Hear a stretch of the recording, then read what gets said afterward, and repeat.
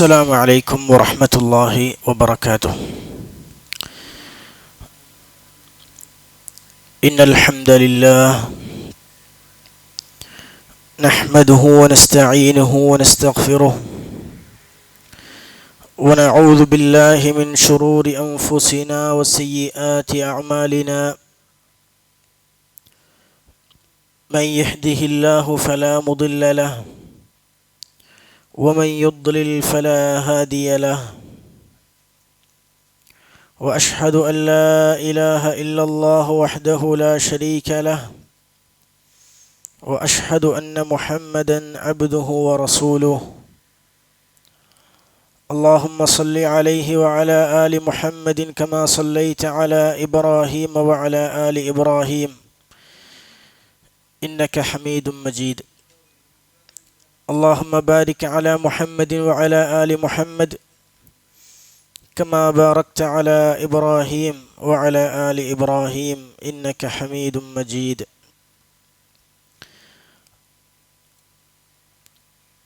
സ്നേഹാദരരായ സത്യവിശ്വാസി സഹോദരങ്ങളെ സഹോദരിമാരെ, അല്ലാഹു സുബ്ഹാനഹു വ തആലയെ സൂക്ഷിച്ച്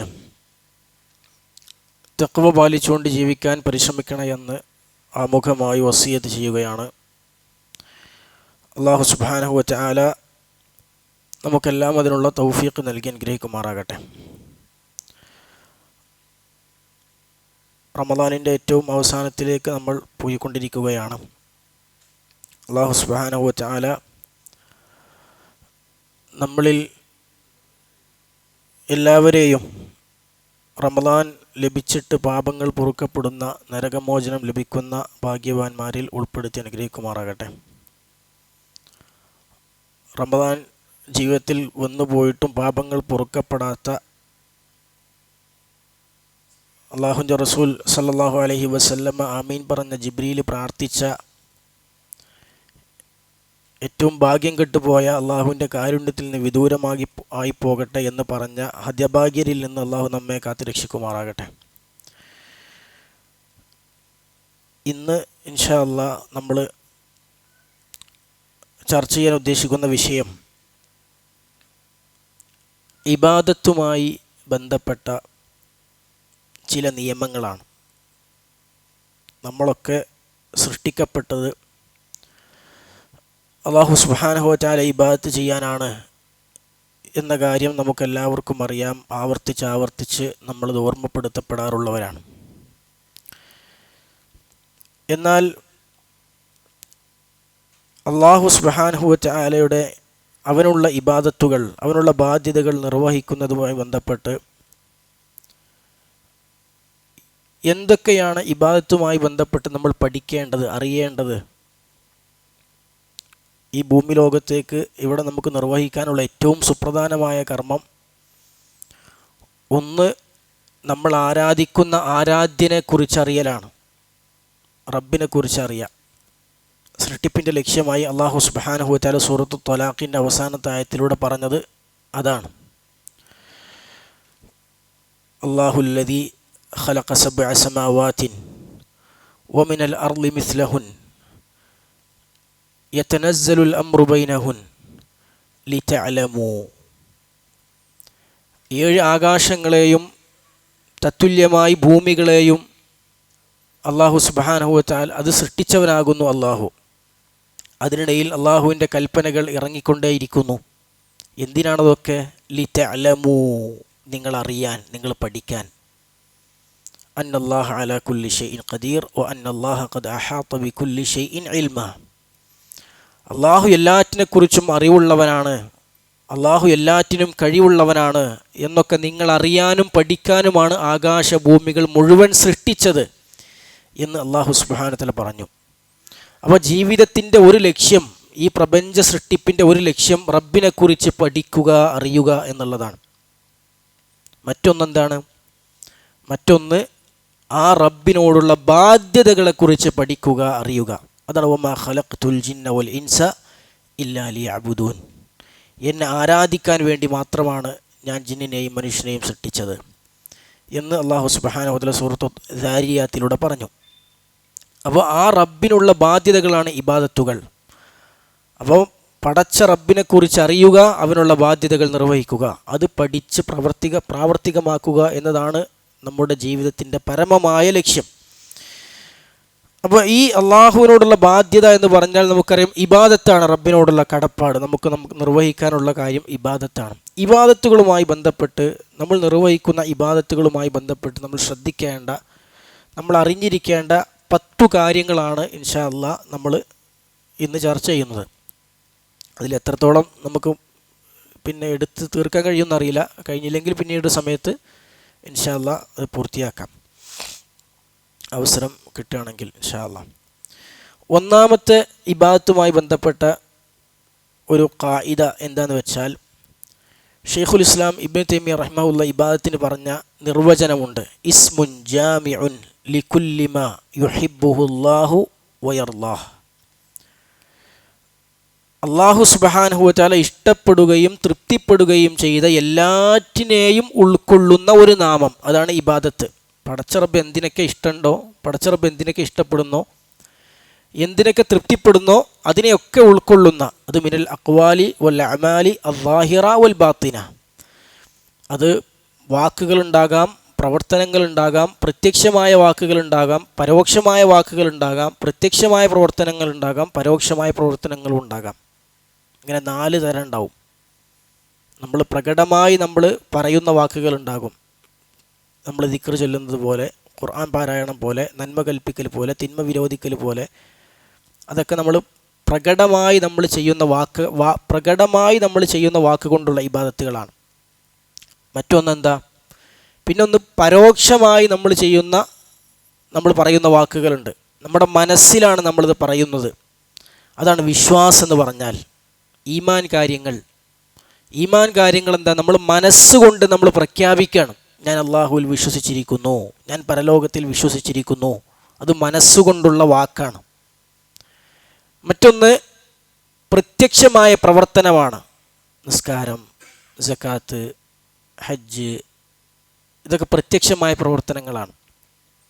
മറ്റൊന്ന് പരോക്ഷമായ പ്രവർത്തനങ്ങളാണ്, മനസ്സുകൊണ്ട് നമ്മൾ ചെയ്യുന്ന പ്രവർത്തനങ്ങളാണ്, അള്ളാഹുവിനോടുള്ള ഭയം, സ്നേഹം പോലുള്ള കാര്യങ്ങൾ. അപ്പോൾ ഈ 4 കാറ്റഗറിയിലും എന്തുണ്ടാകും, ഇബാദത്തുകൾ ഉണ്ടാകും. അപ്പോൾ ഷെയ്ഖ് പറയാണ്, ഷെയ്ഖുൽ ഇസ്ലാം ഇബ്നു തൈമിയ്യ റഹിമഹുല്ലാഹ് പറയാണ്, മാ യുഹിബ്ബുഹുല്ലാഹു വയർലാഹു, അള്ളാഹു ഇഷ്ടപ്പെടുകയും തൃപ്തിപ്പെടുകയും ചെയ്യുന്ന കാര്യങ്ങൾ. ഈ 2 കണ്ടീഷനുകൾ ഉള്ളതാണ് ശരിക്കും ഇബാദത്ത്. ഒന്നാമത്തത് എന്താ, അൻ യകൂന ഹാദ ശൈഉ മിമ്മാ യുഹിബ്ബുഹുല്ലാഹ്. ഒന്നാമത്തെ കാര്യം, അള്ളാഹു സുബ്ഹാനഹു വ തആല ഇഷ്ടപ്പെടുന്ന കാര്യമായിരിക്കണം ആ പ്രവർത്തനം, അള്ളാഹു ഇഷ്ടപ്പെടുന്ന കാര്യമായിരിക്കണം. രണ്ടാമത്തെ കണ്ടീഷൻ എന്താ, വ അൻ യകൂന മിമ്മാ ശറഅഹു ലിഇബാദിഹി. രണ്ടാമത്തെ ഉപാധി, അള്ളാഹു സുബ്ഹാനഹു വ തആല അവൻ്റെ അടിമകൾക്ക് നിയമമാക്കി കൊടുത്ത, ശറഅാക്കി കൊടുത്ത ഇബാദത്തായിരിക്കണം അത്.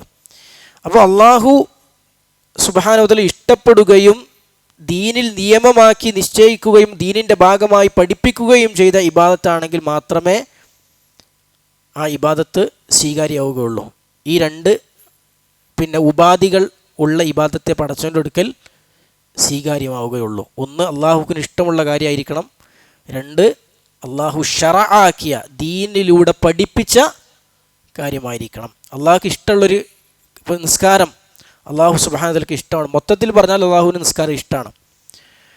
പക്ഷേ അള്ളാഹുവിന് ഇഷ്ടമുള്ള നിസ്കാരം ഇഷ്ടമില്ലാത്ത രൂപത്തിലോ ഇല്ല ഇഷ്ടമില്ലാത്തൊരു ദീനിൽ പഠിപ്പിക്കാത്തൊരു പുതിയ നിസ്കാരം ഒരാൾ നിർവഹിച്ചാലോ ആ ഇബാദത്ത് പടച്ചവൻ്റെ അടുത്തതിന് വില ഉണ്ടാവില്ല.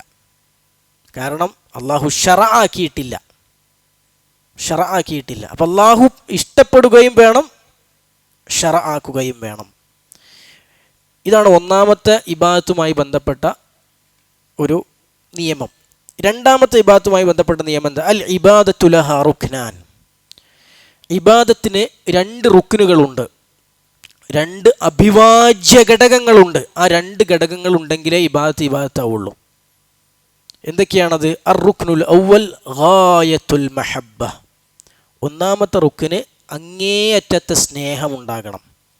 പടച്ച റബ്ബിനോട് അങ്ങേയറ്റത്തെ സ്നേഹത്തോടു കൂടി ചെയ്യണതായിരിക്കണം ഇബാദത്ത്. അറുക്കുൻസാനി, രണ്ടാമത്തെ റുക്കുൻ എന്താ? ഗായത്തുൽ, അങ്ങേയറ്റത്തെ കീഴ്വണക്കം റബ്ബിൻ്റെ മുമ്പിൽ ഉണ്ടാകണം. അപ്പോൾ പടച്ചവനോട് അങ്ങേയറ്റത്തെ സ്നേഹവും അങ്ങേയറ്റത്തെ കീഴ്വണക്കവും ഒന്നിച്ചു വരുന്നതേ പടച്ചവൻ്റെ അടുക്കൽ ഇബാദത്തായിട്ട് സ്വീകരിക്കപ്പെടുകയുള്ളൂ.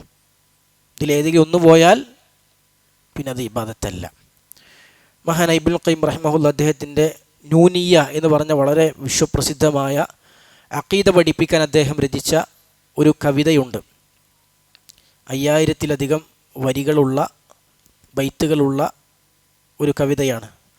അതിൽ അദ്ദേഹം പറഞ്ഞ 2 വരികൾ ഇങ്ങനെയാണ്: വഇബാദത്തുർ റഹ്മാനി ഗായതു ഹുബ്ബിഹി മഅ ദുല്ലി ആബിദിഹി ഹുമാ ഖുത്ബാനി വഅലൈഹിമാ ഫലകുൽ ഇബാദതി ഖായിമുൻ മാ ഖാമ ഹത്താ ഖാമത്തിൽ ഖുത്ബാനി.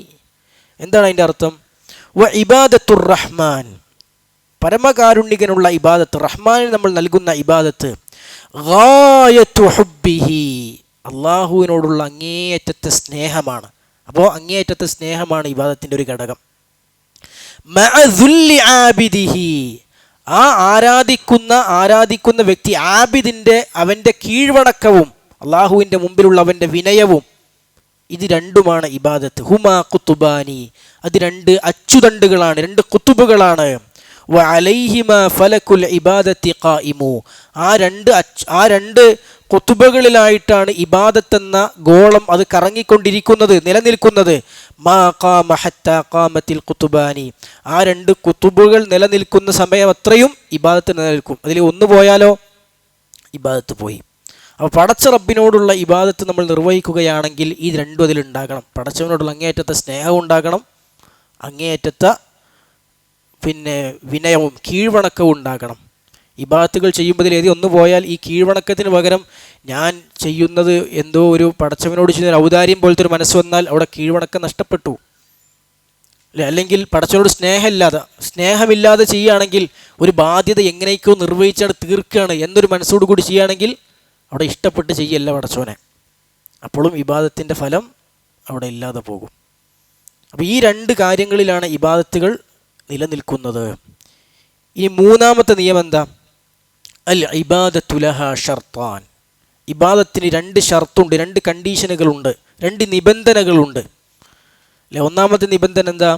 അൽ ഇഖ്ലാസു ലില്ലാഹി ജല്ല വഅല, അല്ലാഹു സുബ്ഹാനഹു വ തആലക്ക് ഇഖ്ലാസോടുകൂടി റബ്ബിൻ്റെ പ്രീതി മാത്രം കാംക്ഷിച്ചുകൊണ്ട് ചെയ്യുന്നതായിരിക്കണം. അല്ലാത്ത ഇബാദത്തിന് പടച്ചവരെടുത്ത് ഒരു വിലയുമില്ല. റസൂലുള്ളാഹി സ്വല്ലല്ലാഹു അലൈഹി വസല്ലം പറഞ്ഞു, അന അഗ്ന ശുറകാഇ അനി ശിർക്ക് ഫമൻ അശ്റക മഅയ ഗൈരി തറക്തുഹു വശിർക്കഹു, ഞാനാണ് പങ്കുകാരിൽ ഏറ്റവും ഐശ്വര്യവാനായ പങ്കുകാരനാണ് ഞാൻ. എന്താ അതിൻ്റെ ഉദ്ദേശം? പങ്കുകാരിൽ ഏറ്റവും ഐശ്വര്യവാനായ പങ്കുകാരൻ എന്ന് പറഞ്ഞാൽ എന്താ അതിൻ്റെ ഉദ്ദേശം? 2 ആളുകൾ കച്ചവടം ചെയ്യാണ്, പാർട്ട്ണർഷിപ്പിൽ കച്ചവടം ചെയ്യണം. അതിൽ ഒരു പാർട്ട്ണർക്ക് ഈ കച്ചവടത്തിൻ്റെ ആവശ്യമില്ല, അദ്ദേഹം ഭയങ്കര സമ്പന്നനാണ്, അദ്ദേഹത്തിന് ഈ കച്ചവടത്തിൽ നിന്ന് കിട്ടിയില്ലെങ്കിലും അദ്ദേഹത്തിൻ്റെ ഒരുപാട് വരുമാനങ്ങളും കാര്യങ്ങളൊക്കെ ഉണ്ട്. മറ്റേ കച്ചവടക്കാരനെ സംബന്ധിച്ചിടത്തോളം ഈ കച്ചവടം അവന് ആവശ്യമുണ്ട്, അവന് ഈ കച്ചവടത്തിൽ നിന്ന് വരുമാനം കിട്ടിയിട്ട് വേണം, അവൻ്റെ പ്രധാനപ്പെട്ടൊരു വരുമാന മാർഗ്ഗമാണത്.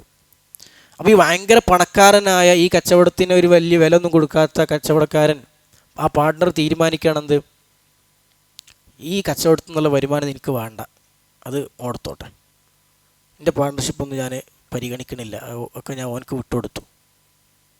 അതാണ് അഗ്ന ശുറക്ക എന്ന് പറഞ്ഞാൽ, പങ്കുകാരിൽ ഏറ്റവും ഐശ്വര്യവാൻ, ധന്യൻ, ആവശ്യമില്ല.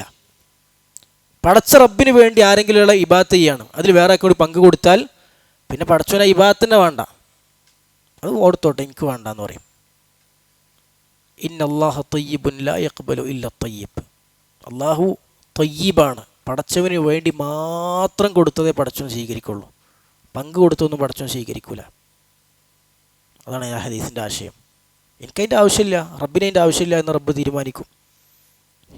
എനിക്ക് നൽകുന്ന ഇബാദത്ത് എനിക്ക് മാത്രമുള്ളതായിരിക്കണം, അതൊരാൾക്ക് പങ്കയിൽ കൊടുത്താൽ വേറെ ആൾ കാണാൻ കൂടി ചെയ്താൽ, വേറെ ആൾ അറിയട്ടെ എന്ന് കൂടി വിചാരിച്ചാൽ, വേറെ ആളിനെ കുറിച്ച് പറയട്ടെ എന്ന് കൂടി വിചാരിച്ചാൽ പിന്നെ ഇബാദത്ത് റബ്ബിന് ആവശ്യമില്ല. അള്ളാഹു പാർട്ട്ണർഷിപ്പ് ഒരിക്കലും ഇഷ്ടപ്പെടുന്നില്ല. രണ്ടാമത്തെ കാര്യം എന്താ? മുതാബഅത്താണ്. വൽ മുതാബഅതു ലി റസൂലിഹി സല്ലല്ലാഹു അലൈഹി വസല്ലം. അള്ളാഹുവിൻ്റെ റസൂൽ സല്ലല്ലാഹു അലൈഹി വസല്ലമയോട് ഇത്തിബാ ചെയ്തുകൊണ്ടുള്ള ഇബാദത്തായിരിക്കണം. തോന്നിയതുപോലെ ചെയ്താൽ പറ്റൂല. അള്ളാഹുവിൻ്റെ റസൂൽ പഠിപ്പിച്ച രൂപത്തിലായിരിക്കണം ചെയ്യേണ്ടത്. അള്ളാഹു സുബ്ഹാനഹു വ തആല എന്തിനാണ് അവൻ്റെ റസൂലിനെ തിരഞ്ഞെടുത്ത് പറഞ്ഞയച്ചത്? എന്തിനാ? അള്ളാഹുവിനെ എങ്ങനെ ഇബാദത്ത് ചെയ്യണമെന്ന് പഠിപ്പിക്കാൻ വേണ്ടിയിട്ടാണ് മുഹമ്മദ് നബി സല്ലല്ലാഹു അലൈഹി വസല്ലമയെ അള്ളാഹു തിരഞ്ഞെടുത്ത് 23 വർഷം കൊണ്ട് വഹി കൊടുത്ത് പല സന്ദർഭങ്ങളിലും സാഹചര്യങ്ങളിലുമായി അതൊക്കെ നടപ്പിലാക്കിയത് അതിനു വേണ്ടിയിട്ടാണ്. എന്നിട്ട് പിന്നെ ഒരാൾ തീരുമാനിക്കുകയാണെന്ത്? അള്ളാഹിൻ്റെ റസൂല് പറഞ്ഞൊന്നും എനിക്ക് വേണ്ട, ഞാൻ എൻ്റെ ഇഷ്ടം പോലെ ചെയ്യാം, അല്ലെങ്കിൽ ഞാൻ എനിക്ക് തോന്നിയതുപോലെ പടച്ചവൻ ഇബാദത്ത് ചെയ്യാൻ തീരുമാനിച്ചാൽ ആ ഇബാദത്തിന് പടച്ചവൻ്റെ അടുക്കൽ ഒരു വില ഉണ്ടാവില്ല. അള്ളാഹുവിൻ്റെ റസൂൽ സല്ലല്ലാഹു അലൈഹി വസല്ലം പഠിപ്പിച്ചതുപോലെ അള്ളാഹുവിൻ്റെ റസൂലിനെ മുതാബഅത്ത് ചെയ്തുകൊണ്ട് നിർവഹിക്കുന്ന ഇബാദത്തിന് അള്ളാഹുവിൻ്റെ അടുക്കൽ വിലയുണ്ടാവുകയുള്ളൂ. ഇതാണ് ഇബാദത്തിൻ്റെ രണ്ട് ഷർത്തുകൾ. ഇതാണ്. ഇനി നാലാമത്തെ ഒരു നിയമം എന്താണ്? ഇബാദത്ത് എന്നുള്ളത് പല പരിഗണനകൾ വെച്ചുകൊണ്ട് വ്യത്യസ്ത വിഭാഗങ്ങളായി നമുക്ക് തിരിക്കാൻ പറ്റും. പല പരിഗണനകളിലൂടെ വ്യത്യസ്ത വിഭാഗങ്ങളാക്കി നമുക്ക് തിരിക്കാൻ പറ്റും. അതിൽ ഒരു പരിഗണന എന്ന് പറഞ്ഞാൽ ആ ഇബാദത്തിൻ്റെ ദാത്തിയായി അത് എങ്ങനെയുള്ള ഇബാദത്താണ് എന്നത് പരിഗണിച്ചുകൊണ്ട് നമുക്ക് ഇബാദത്തിനെ രണ്ടാക്കി തിരിക്കാം. എങ്ങനെയുള്ള ഇബാദത്താണ്? അതായത് ഇബാദത്തുൻ ഫിഅലിയ്യത്തുണ്ട്, ഇബാദത്തുൻ തർക്കിയ്യത്തുണ്ട്. ഇബാദത്തുൻ ഫിഅലിയ്യ എന്ന് പറഞ്ഞാൽ എന്താ? ചെയ്തുകൊണ്ടുള്ള ഇബാദത്ത്.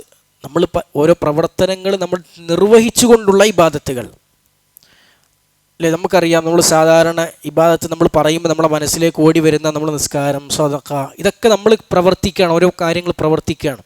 അങ്ങനെ പ്രവർത്തിക്കുന്ന ഇബാദത്തുകളുണ്ട്. ഇബാദത്തുൻ തർക്കിയ്യത്തുണ്ട്. എന്താ ഇബാദത്തുൻ തർക്കിയ്യ എന്ന് പറഞ്ഞാൽ? ഒഴിവാക്കൽ ഇബാദത്താണ്. പല കാര്യങ്ങളും ഒഴിവാക്കൽ ഇബാദത്താണ്. അതും നമ്മൾ ഇബാദത്തായി തന്നെ മനസ്സിലാക്കണം അല്ലെ? വലിയ പുണ്യമുള്ള കാര്യമായി തന്നെ മനസ്സിലാക്കണം. എന്താണ് ഒഴിവാക്കൽ? എപ്പോഴാണ് ഒഴിവാക്കൽ ഇബാദത്താവുക? ഒഴിവാക്കുക എന്നുള്ളത് രണ്ട് രൂപത്തിലുണ്ട്. ഒന്ന്, നമ്മൾ അതിനെക്കുറിച്ച് ഓർമ്മയില്ലാതെ ശ്രദ്ധിക്കാതെ നമ്മൾ ഒഴിവാക്കുന്നുണ്ട്, അത് ഇബാദത്തല്ല. ഇപ്പോൾ ഉദാഹരണം പറഞ്ഞാൽ, അപ്പോൾ നമ്മൾ ഈ പള്ളിയിൽ ഇരിക്കുകയാണ്, ഇപ്പം നമുക്ക് ഒരു ഹറാമ് ചെയ്യാനുള്ള സാഹചര്യമോ സന്ദർഭമോ ഒന്നുമില്ല, നമ്മളെ മനസ്സിലേക്ക് അത് വരുന്നുമില്ല. അങ്ങനെ ഒരു ഹറാമ് ചെയ്യാനുള്ള ഒരു അവസ്ഥയെക്കുറിച്ചുള്ള ചിന്ത ഒന്നും വരുന്നുമില്ല. അപ്പോൾ ഇത് നമ്മൾ ഈ ഇരിക്കുന്ന ഇരുത്തത്തിൽ നമ്മൾ ഒരുപാട് ഹറാമുകൾ ഒഴിവാക്കിക്കൊണ്ടിരിക്കുന്നുണ്ട് അല്ലേ? നമ്മൾ ഒരുപാട് ഹറാമുകൾ ഇപ്പോൾ ചെയ്യുന്നില്ലല്ലോ. നമ്മളിപ്പോൾ പിന്നെ മോഷ്ടിക്കുന്നില്ല, കള്ളുടിക്കുന്നില്ല, അല്ലെങ്കിൽ നോമ്പ് മുറിച്ചിട്ടില്ല, അതൊക്കെ ഹറാമാണ്, അതൊന്നും നമ്മൾ ചെയ്യുന്നില്ല. പക്ഷേ ഈ കാര്യങ്ങൾ നമ്മൾ ചെയ്യുമ്പോൾ അല്ലെ, ഈ കാര്യങ്ങൾ നമ്മൾ ഒഴിവാക്കുമ്പോൾ നമ്മളിത് മറന്നുകൊണ്ടായിരിക്കും മിക്കവാറും ഒഴിവാക്കുക. നമുക്കതിനെക്കുറിച്ച് ഓർമ്മയുണ്ടാവില്ല, ചിന്തയുണ്ടാവില്ല, ഒന്നും ഉണ്ടാവില്ല. അത് ഒഴിവാക്കേണ്ട ഒരു സാഹചര്യം, അത് പിന്നെ ആ പ്രവർത്തനം ചെയ്യാനുള്ളൊരു സാഹചര്യം ഒന്നും ഉണ്ടാവില്ല, അല്ലാതെ ഒഴിവാക്കണം. ആ ഒഴിവാക്കലിന് ഇബാദത്ത് എന്ന് പറയില്ല. അതിനാണ് തെർക്കു ദുഹൂൽ എന്ന് പറയാം. തെർക്കു ദുഹൂൽ, അശ്രദ്ധയുടെ ഭാഗമായി, മറവിയുടെ ഭാഗമായി നമ്മൾ ഒരുപാട് കാര്യങ്ങൾ ഒഴിവാക്കുന്നുണ്ട്. അത് ഇബാദത്തായിട്ട് പരിഗണിക്കപ്പെടില്ല. മറ്റൊന്ന് തെർക്കുൽ വുജൂദ് എന്ന് പറയും. തെർക്കുൽ വുജൂദി എന്ന് പറഞ്ഞാൽ എന്താണ്? അതിലാണ് ശരീഅത്തിൽ നമുക്ക് പുണ്യം ലഭിക്കുന്ന തെർക്ക്, ഒഴിവാക്കൽ. അതിൻ്റെ കൂലി കിട്ടും. അങ്ങനെ ഒഴിവാക്കിയാൽ നമുക്ക് കൂലി കിട്ടും. അതിനെക്കുറിച്ചാണ് സൂറത്തുൻ നാസിആത്തിൻ്റെ 40-41 ആയത്തിൽ അല്ലാഹു സുബ്ഹാനഹു വ തആല പറഞ്ഞത്, വഅമ്മാ മൻ ഖാഫ മഖാമ റബ്ബിഹി വനഹൻ നഫ്സ അനിൽ ഹവാ വഅമ്മാ മൻ ഖാഫ മഖാമ റബ്ബിഹി, തൻ്റെ രക്ഷിതാവിൻ്റെ സ്ഥാനത്തെ ഭയപ്പെട്ടുകൊണ്ട്, വനഹൻ നഫ്സ അനിൽ ഹവാ, ദേഹേച്ഛയെ തടഞ്ഞു വെച്ച, അതിനെ തടുത്തവൻ, അതിനെ സ്വന്തം ജീവിതത്തിൽ നിന്ന് മാറ്റിവെച്ചവൻ, ഫഇന്നൽ ജന്നത ഹിയൽ മഅ്വ, അവൻ്റെ സങ്കേതം സ്വർഗമാകുന്നു എന്ന് അല്ലാഹു സുബ്ഹാനഹു വ തആല പറഞ്ഞു. അപ്പോൾ ഇവിടെ എന്താ സംഭവം? ഇവിടെ അവൻ്റെ ദേഹേച്ഛ അവനോട് ആവശ്യപ്പെടുന്നുണ്ട് പല തിന്മകളും ചെയ്യാൻ. അതിനുള്ള സാഹചര്യങ്ങൾ അവനുണ്ട്, സന്ദർഭങ്ങൾ അവനുണ്ട്. അങ്ങനെ ഒരു സാഹചര്യത്തിൽ അവൻ കുടുങ്ങിയിട്ടുണ്ട്. പക്ഷെ പടച്ചവനെ പേടിക്കുന്നതുകൊണ്ട് അവൻ ഒഴിവാക്കുന്നു. അതാണ് ഖാഫ മഖാമ റബ്ബിഹി വനഹൻ നഫ്സ അനിൽ ഹവ. അങ്ങനെ ഒരാൾ ഒഴിവാക്കുമ്പോൾ ചെയ്യാനുള്ള സാഹചര്യമുണ്ട്, സന്ദർഭമുണ്ട്, ചെയ്യാൻ മനസ്സ് തേടുന്നുണ്ട്, മനസ്സിൽ ആഗ്രഹമുണ്ട്, അങ്ങനെയൊക്കെ അല്ലേ. അത് നമ്മൾ ചെയ്യാതെ മനസ്സിനെ നമ്മൾ പിടിച്ചു വെക്കുകയാണ്.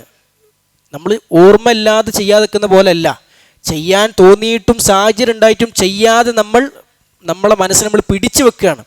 അങ്ങനെ പിടിച്ചു വെച്ചുകൊണ്ട് നമ്മൾ ഹറാമുകൾ വെടിഞ്ഞാൽ അത് ഭയങ്കര കൂലുള്ള ഇബാദത്താണ്. അതുകൊണ്ടാണ് അല്ലാഹു സുബ്ഹാനഹു വ തആല എന്ത് പറഞ്ഞത് അല്ലേ, അവൻ്റെ ദേഹേച്ഛയെ അവൻ തടഞ്ഞു വെച്ചതിൻ്റെ പേരിൽ സ്വർഗമാകുന്നു അവൻ്റെ സങ്കേതം. അപ്പോൾ ദേഹേച്ഛയെ തടഞ്ഞു വെക്കുക പറഞ്ഞാൽ ദേഹേച്ഛ അവനോട് ആവശ്യപ്പെടുന്ന പല ഹറാമുകൾ ഉണ്ടാകും, അതൊന്നും ചെയ്യാതിരിക്കുക ചെയ്യണം, ചെയ്യല്ല, അതൊക്കെ ചെയ്യാതിരിക്കുകയാണ്. ചെയ്യാതിരിക്കുന്നതിന് അവന് സ്വർഗമുണ്ട് എന്ന്. അപ്പോൾ ഒരു കാര്യം പ്രവർത്തനം ചെയ്യൽ മാത്രമല്ല ഇബാദത്ത്, ചെയ്യാതിരിക്കലും എന്താണ്, അള്ളാഹു ഹറാമാക്കിയ കാര്യങ്ങൾ ചെയ്യാതിരിക്കലും വളരെയധികം കൂലുള്ള ഇബാദത്താണ്. വളരെയധികം കൂലുള്ള ഇബാദത്ത് ആകലെപ്പോഴാണ്, നമ്മൾ ഈ പറഞ്ഞ പോലെ നമ്മൾ അറിഞ്ഞുകൊണ്ട് അതിൽ നിന്ന് നമ്മളെ മനസ്സിനെ പിടിച്ചു വെക്കുന്ന അവസ്ഥയിൽ, അതിനുള്ള സാഹചര്യം ഉണ്ടായിരിക്കെ, അതിനുള്ള അവസ്ഥ ഉണ്ടായിരിക്കെ ആയിരിക്കണം. അങ്ങനെ പിടിച്ചു വെക്കുമ്പോഴാണത് ഇബാദത്തായി തീരുക. ഇത് നമുക്ക് കൂടുതൽ വ്യക്തമായി മനസ്സിലാക്കാൻ ഇമാം അബൂദാവൂദ് ഉദ്ധരിച്ചൊരു ഹദീസിൽ റസൂലുള്ളാഹി സ്വല്ലല്ലാഹു അലൈഹി വസല്ലം പഠിപ്പിച്ച് കാണാൻ സാധിക്കും. നമുക്കൊക്കെ ഒരുപാട് കേട്ട് പരിചയമുള്ള ഹദീസാണ്. അന സഈമുൻ ബിബൈത്തിൻ ഫീ റബ്ദിൽ ജന്ന ലിമൻ തറക്കൽ മിറാഅ വഇൻ കാന മുഹിഖാ. അല്ലാഹുവിൻ്റെ റസൂൽ സ്വല്ലല്ലാഹു അലൈഹി വസല്ലം പറയാണ്, അന സഈമുൻ ബിബൈത്തിൻ ഫീ റബ്ദിൽ ജന്ന. അല്ലാഹുവിൻ്റെ റസൂൽ സ്വല്ലല്ലാഹു അലൈഹി വസല്ലം പറയാം, സ്വർഗ്ഗത്തിലൊരു ഭവനമുണ്ട് എന്ന് ഞാനിതാ ഉറപ്പ് നൽകാം. ആർക്കാണ് ഉറപ്പ്? തറക്കൽ മിറാഅ വഇൻ കാന മുഹിഖാ. അവൻ വാക്ക് തർക്കം ഒഴിവാക്കുകയാണ്, തർക്കിക്കൽ ഒഴിവാക്കുകയാണ്. വഇൻ കാന മുഹിഖാ, അവൻ്റെ അടുക്കൽ ന്യായമുണ്ട്, തർക്കിക്കാൻ അവൻ്റെ അടുത്ത് ന്യായമുണ്ട്, അവനക്കതിനുള്ള സാഹചര്യമുണ്ട്, തർക്കിക്കാൻ അവനക്ക് അവകാശമുണ്ട്. എന്നിട്ടും എന്ത് ചെയ്യാണ്? അവൻ തർക്കിക്കാതെ തർക്കം ഒഴിവാക്കുകയാണ്. അതാണ് അവൾ പറഞ്ഞത് അല്ലേ, തർക്കിക്കാനുള്ള ആ ഒരു തർക്കിക്കുക എന്ന് പറഞ്ഞ് ചെയ്യാൻ പാടില്ലാത്ത കാര്യം ചെയ്യാനുള്ള സാഹചര്യം അവൻ്റെ മുമ്പിലുണ്ട്, അത് ചെയ്യാനുള്ള അവകാശം അവനുണ്ട്. പക്ഷെ എന്നിട്ടും അവൻ അതിൽ നിന്ന് എന്ത് ചെയ്യുന്നു? മാറി നിൽക്കുന്നു. അവന് സ്വർഗത്തിൽ ഒരു ഭവനമുണ്ട് എന്ന് റസൂലുള്ളാഹി സ്വല്ലല്ലാഹു അലൈഹി വസല്ലം പറഞ്ഞു. തൊട്ട് ശേഷം പറഞ്ഞ ബൈത്തിൻ ഫി വസത്തിൽ ജന്ന ലിമൻ തറക്കൽ കദിബ വഇൻ കാന മാസിഹ. സ്വർഗത്തിൻ്റെ മധ്യത്തിലൊരു ഭവനമുണ്ട് അല്ലേ. എന്താ, ആർക്കാണ് ആ ഭവനം? കളവ് വെടിഞ്ഞവന്. അപ്പോൾ കളവ് ഇതൊക്കെ ഒഴിവാക്കലാണ്, കളവ് പറയാതിരിക്കുക. ഇപ്പം നമ്മൾ കളവ് പറഞ്ഞിട്ടുണ്ടോ? ഇപ്പോൾ നമ്മൾ കളവ് പറയുന്നില്ല. പക്ഷെ ഇപ്പം നമ്മൾ കളവ് പറയാത്ത നമുക്ക് കൂലിട്ടോ? ഇല്ല, അതിന് കൂലിട്ടൂല. പക്ഷേ നമ്മളെ മനസ്സ്, നമ്മൾ ഇപ്പോൾ ഈ ഹദീസ് പറഞ്ഞെന്താ, വഇൻ കാന മാസിഹ, തമാശ പറയുന്നൊരു സദസ്സാണ്, ആളുകളെ ചിരിപ്പിക്കണം നമുക്ക് ആഗ്രഹമുണ്ട്. അപ്പോൾ ഇപ്പം ചിരിപ്പിക്കണമെങ്കിൽ ഒരു കളവ് പറഞ്ഞാൽ ചിരിപ്പിക്കാൻ പറ്റും, ആ സദസ്സിൽ തമാശ പറയാൻ പറ്റും, ആളുകളുടെ ഇടയിൽ ഒരു ചിരി അവിടെ പടർത്താൻ പറ്റും. അപ്പോൾ ഇല്ല, അത് വേണ്ട എന്ന് പറഞ്ഞുകൊണ്ട് അതിന് മാറി നിൽക്കുക. അപ്പോൾ അതിനെന്തുണ്ട്? സ്വർഗത്തിൻ്റെ മധ്യത്തിൽ ഒരു ഭവനമുണ്ട്. കാരണം ഇത് ചെയ്യാനുള്ള സാഹചര്യമുണ്ട്, മനസ്സ് തേടുന്നുണ്ട്, അവസ്ഥയുണ്ട്. എന്നിട്ടും നമ്മളെ മനസ്സിനത് ചെയ്യാതെ പിടിച്ചു വെക്കുകയാണ്.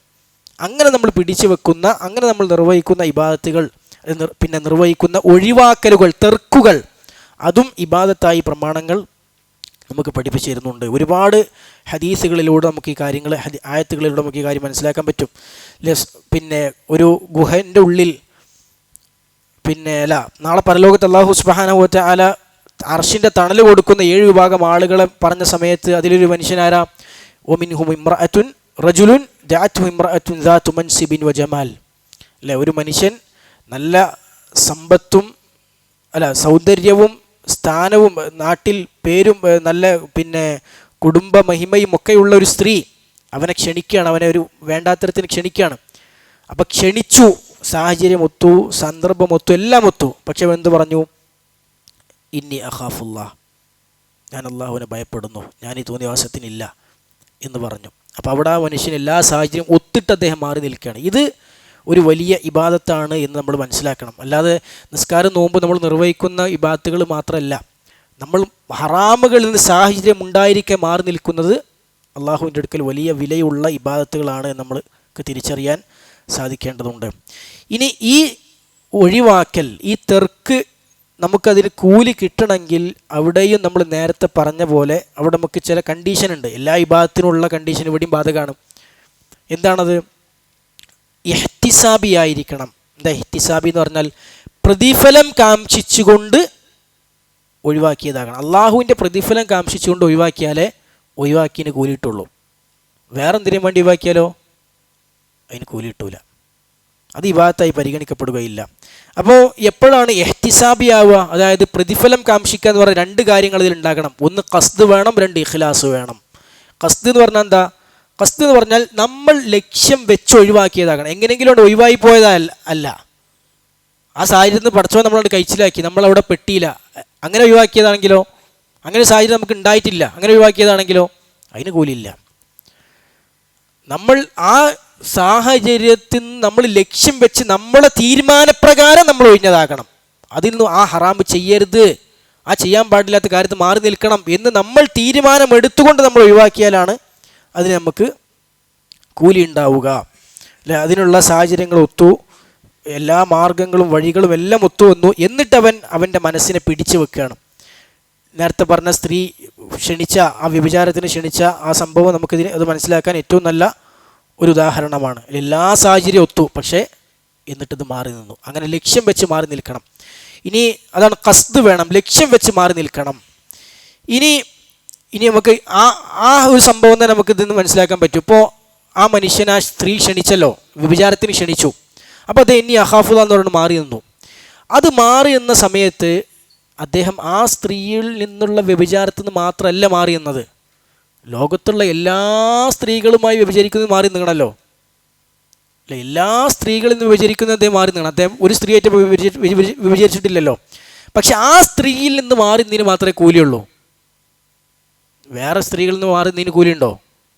ഇല്ല. എന്താ കാരണം? വേറെ സ്ത്രീകളായിട്ട് വ്യഭിചരിക്കാനുള്ള സാഹചര്യം ഇപ്പം ഉണ്ടായിട്ടില്ല. പക്ഷെ ആ സ്ത്രീയുമായി വ്യഭിചരിക്കാനുള്ള സാഹചര്യം ഉണ്ടായിരുന്നു. അവിടെയാണ് അദ്ദേഹത്തിൻ്റെ ലക്ഷ്യം ഉണ്ടായത്, മാറി നിൽക്കണം തീരുമാനം എടുത്തത്, മാറി നിൽക്കാൻ വേണ്ടി അദ്ദേഹം മനസ്സിനെ പിടിച്ചു വെച്ചത്. അതൊക്കെ എവിടെ ഉണ്ടായോ അവിടെയാണ് കൂലി ഉണ്ടാവുക. ഇനി രണ്ടാമത്തത്, ഈ ഒരു മാറി നിൽക്കൽ തെർക്ക് എന്നുള്ളത് പ്രതിഫലം കാംക്ഷിച്ചുകൊണ്ട് ഇഹ്തിസാബി ആകണമെങ്കിൽ രണ്ടാമത്തെ എന്താ വെച്ചാൽ ഇഖ്ലാസ് വേണം. ഇഖ്ലാസ് ഇല്ലാതെയാണ് നമ്മൾ അള്ളാഹുവിൻ്റെ വജ്ഹ് കാംക്ഷിച്ചുകൊണ്ട് അള്ളാഹുവിൻ്റെ പ്രീതിയും അള്ളാഹുവിൻ്റെ പിന്നെ ഇഷ്ടവും കാംക്ഷിച്ചുകൊണ്ടായിരിക്കണം നമ്മൾ മാറി നിൽക്കുന്നത്. അല്ലാതെ നമ്മൾ ഒരു ഹറാമെന്ന് മാറി നിന്നാൽ ചിലപ്പോൾ മാറി നിന്നത് ഹറാമാവും. ചിലപ്പോൾ ആ ഹറാം ഒഴിവാക്കിയത് എന്താവും? അത് പഠിച്ചവരുടെ കുറ്റം കിട്ടുന്ന കാര്യമാവും. ചിലപ്പോൾ അത് കുറ്റം കിട്ടുന്ന കാര്യമാവില്ല, എന്നാൽ കൂലി ഉണ്ടാവില്ല. അതെങ്ങനെയാണ്? അള്ളാഹുവിൻ്റെ പ്രതിഫലം കാംക്ഷിച്ചുകൊണ്ടല്ല, പടച്ചവന് വേണ്ടിയല്ല നമ്മളൊരു ഹറാമെന്ന് മാറി എന്നാൽ അത് ആളുകളെ കാണിക്കാനും ആളുകൾ പറയാനും ഒക്കെ വേണ്ടിയാണ് ആ ഹറാമെന്ന് മാറുന്നതെങ്കിൽ അത് പടച്ചവനടുത്ത് കുറ്റം കിട്ടും. കാരണം റിയാഇൻ്റെ ഭാഗമായിട്ടാണ് ആ ഹറാമെന്ന് മാറുന്നത്. ഒരു മനുഷ്യൻ സിഗരറ്റ് വലി നിർത്തി. എന്തുകൊണ്ടാണ് നിർത്തിയത്? ആളുകളുടെ ഇടയിൽ മോശമാണ്. സിഗരറ്റ് വലി നിർത്തിയാൽ അദ്ദേഹത്തിന് കുറ്റം കിട്ടും. അല്ലാഹു കാത്തുരക്ഷിക്കുമാറാകട്ടെ. അതാണ് അവസ്ഥ. അല്ല, ഒരു മനുഷ്യൻ എന്ത് കാര്യമാണെങ്കിലോ ഹറാമെന്ന് മാറിക്കുന്ന ആളുകൾ കാണാനോ ആളുകൾ പറയാനും വേണ്ടിയിട്ടാണെങ്കിലോ അതിന് കുറ്റമാണ് ഉണ്ടാവുക. ഇനി ചിലപ്പോൾ ഹറാമെന്ന് മാറിന്നാൽ കൂലിയും കിട്ടൂല, കുറ്റവും കിട്ടൂല. ഉദാഹരണം പറഞ്ഞാൽ ഒരു മനുഷ്യൻ സ്വവർഗരതി എന്ന് പറഞ്ഞ മഹാപാപത്തിൽ നിന്ന് മാറി നിൽക്കുകയാണ്. മാറിക്കാനുള്ള കാരണം പടച്ചോനെ പേടിച്ചിട്ടല്ല, അത് ചെയ്താൽ ഉണ്ടാകുന്ന വലിയ രോഗങ്ങളെ പേടിച്ചിട്ടാണ്. ഭയങ്കരമായ രോഗങ്ങൾ ഉണ്ടാകാൻ സാധ്യതയുണ്ട്, എയ്ഡ്സ് വരാൻ സാധ്യതയുണ്ട്, ഭയങ്കര മാറാരോഗങ്ങൾ പിടിപെടാൻ സാധ്യതയുണ്ട്, അങ്ങനത്തെ ഒരുപാട് വിഷയങ്ങൾ ഉണ്ടാവുന്നുണ്ട്. അപ്പോൾ അത് പേടിച്ചിട്ട് എന്ത് ചെയ്യാണ്? ആ തോന്നിവാസത്തിൽ നിന്നൊരു മനുഷ്യൻ മാറി നിൽക്കുകയാണ്. ആ മനുഷ്യന് കൂലിയുണ്ടോ? കൂലിയില്ല. കാരണം പടച്ചോന് വേണ്ടിയല്ല അവൻ ഒഴിവാക്കിയത്. കുറ്റമുണ്ടോ? കുറ്റവുമില്ല.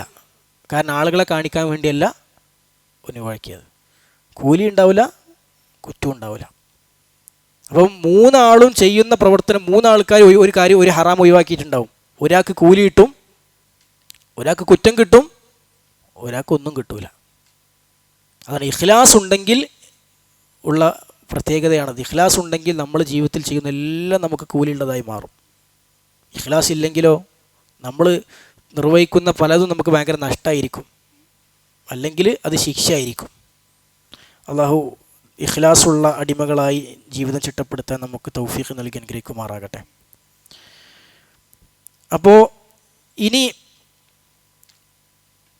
ഹറാമുകളിൽ നിന്ന് മാറി നിൽക്കുമ്പോൾ പറഞ്ഞു നമുക്ക് ഖസ്ദ് വേണം, നമ്മൾ തീരുമാനിച്ച് മാറി നിൽക്കുകയായിരിക്കണം, അതുപോലെ ഇഖ്ലാസോട് കൂടി മാറി നിൽക്കുകയായിരിക്കണം. അപ്പോഴാണ് തെർക്കിന്, നമ്മൾ ഹറാമായ കാര്യങ്ങൾ ഒഴിവാക്കുന്നതിന് നമുക്ക് എന്ത് കിട്ടുക? കൂലി ലഭിക്കുക. അപ്പോൾ ഒരു തഖ്സീം നമ്മൾ പറഞ്ഞല്ലോ, ഒരു വിഭജനം, ഇബാദത്തിൻ്റെ ഒരു വിഭജനം എന്താണ്? അത് ഫിഅലിയത്തും ഉണ്ട് തർക്കീയത്തും ഉണ്ട്. പ്രവർത്തനങ്ങൾ ചെയ്യലുണ്ട്, ഹറാമുകളിൽ നിന്ന് മാറി നിൽക്കുന്നതും ഇബാദത്താണ്.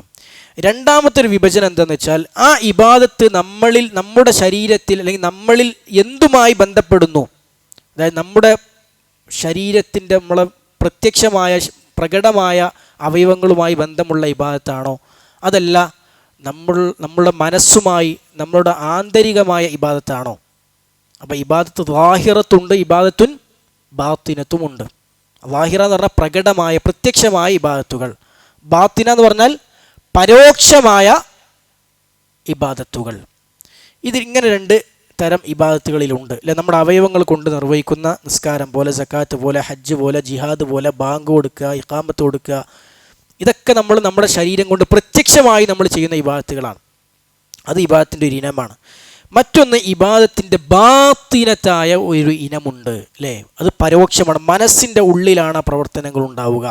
അള്ളാഹുവിനോടുള്ള മഹബത്ത് പോലെ, പടച്ചറബിനോടുള്ള ഭയപ്പാട് പോലെ, അള്ളാഹുവിലേക്ക് മനസ്സ് അള്ളാഹുവിലേക്ക് മടങ്ങൽ പോലെ, അള്ളാഹുവിൽ ഭരമേൽപ്പിക്കുന്നത് പോലെ, തവക്കുല് പോലെ, അതൊക്കെ എന്താ?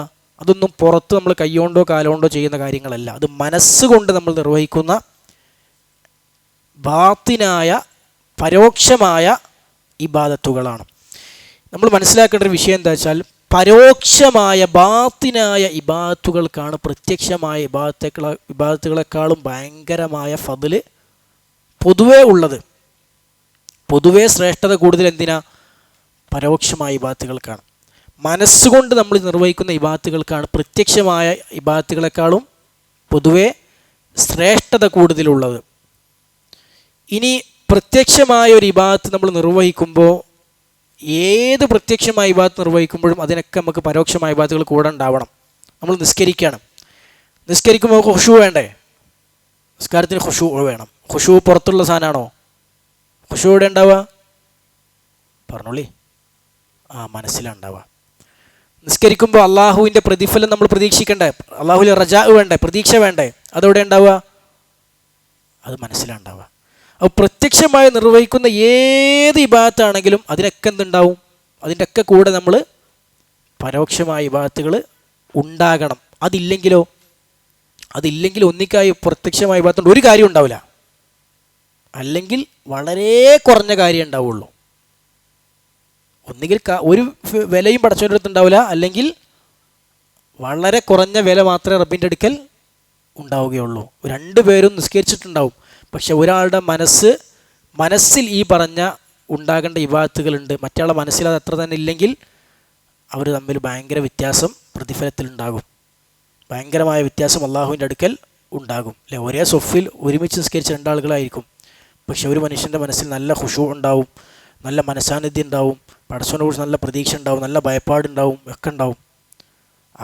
അവൻ്റെ നിസ്കാരം അള്ളാഹുവിൻ്റെ അടുക്കൽ ഭയങ്കര ഖനമുള്ള അമലായിരിക്കും. ആ ഒറ്റ നിസ്കാരം കൊണ്ട് പടച്ചവനോട് ഏറെ ഇഷ്ടപ്പെട്ട ആളായോ മാറും. പക്ഷെ ഓൻ്റെ നേരെ അടുത്ത് നിസ്കരിക്കുന്ന ഒരു മനുഷ്യനുണ്ടാവും, ഓൻ ബാധ്യത നിർവഹിക്കാൻ നിൽക്കാൻ ഓൻ്റെ മനസ്സിലുണ്ടാവുക.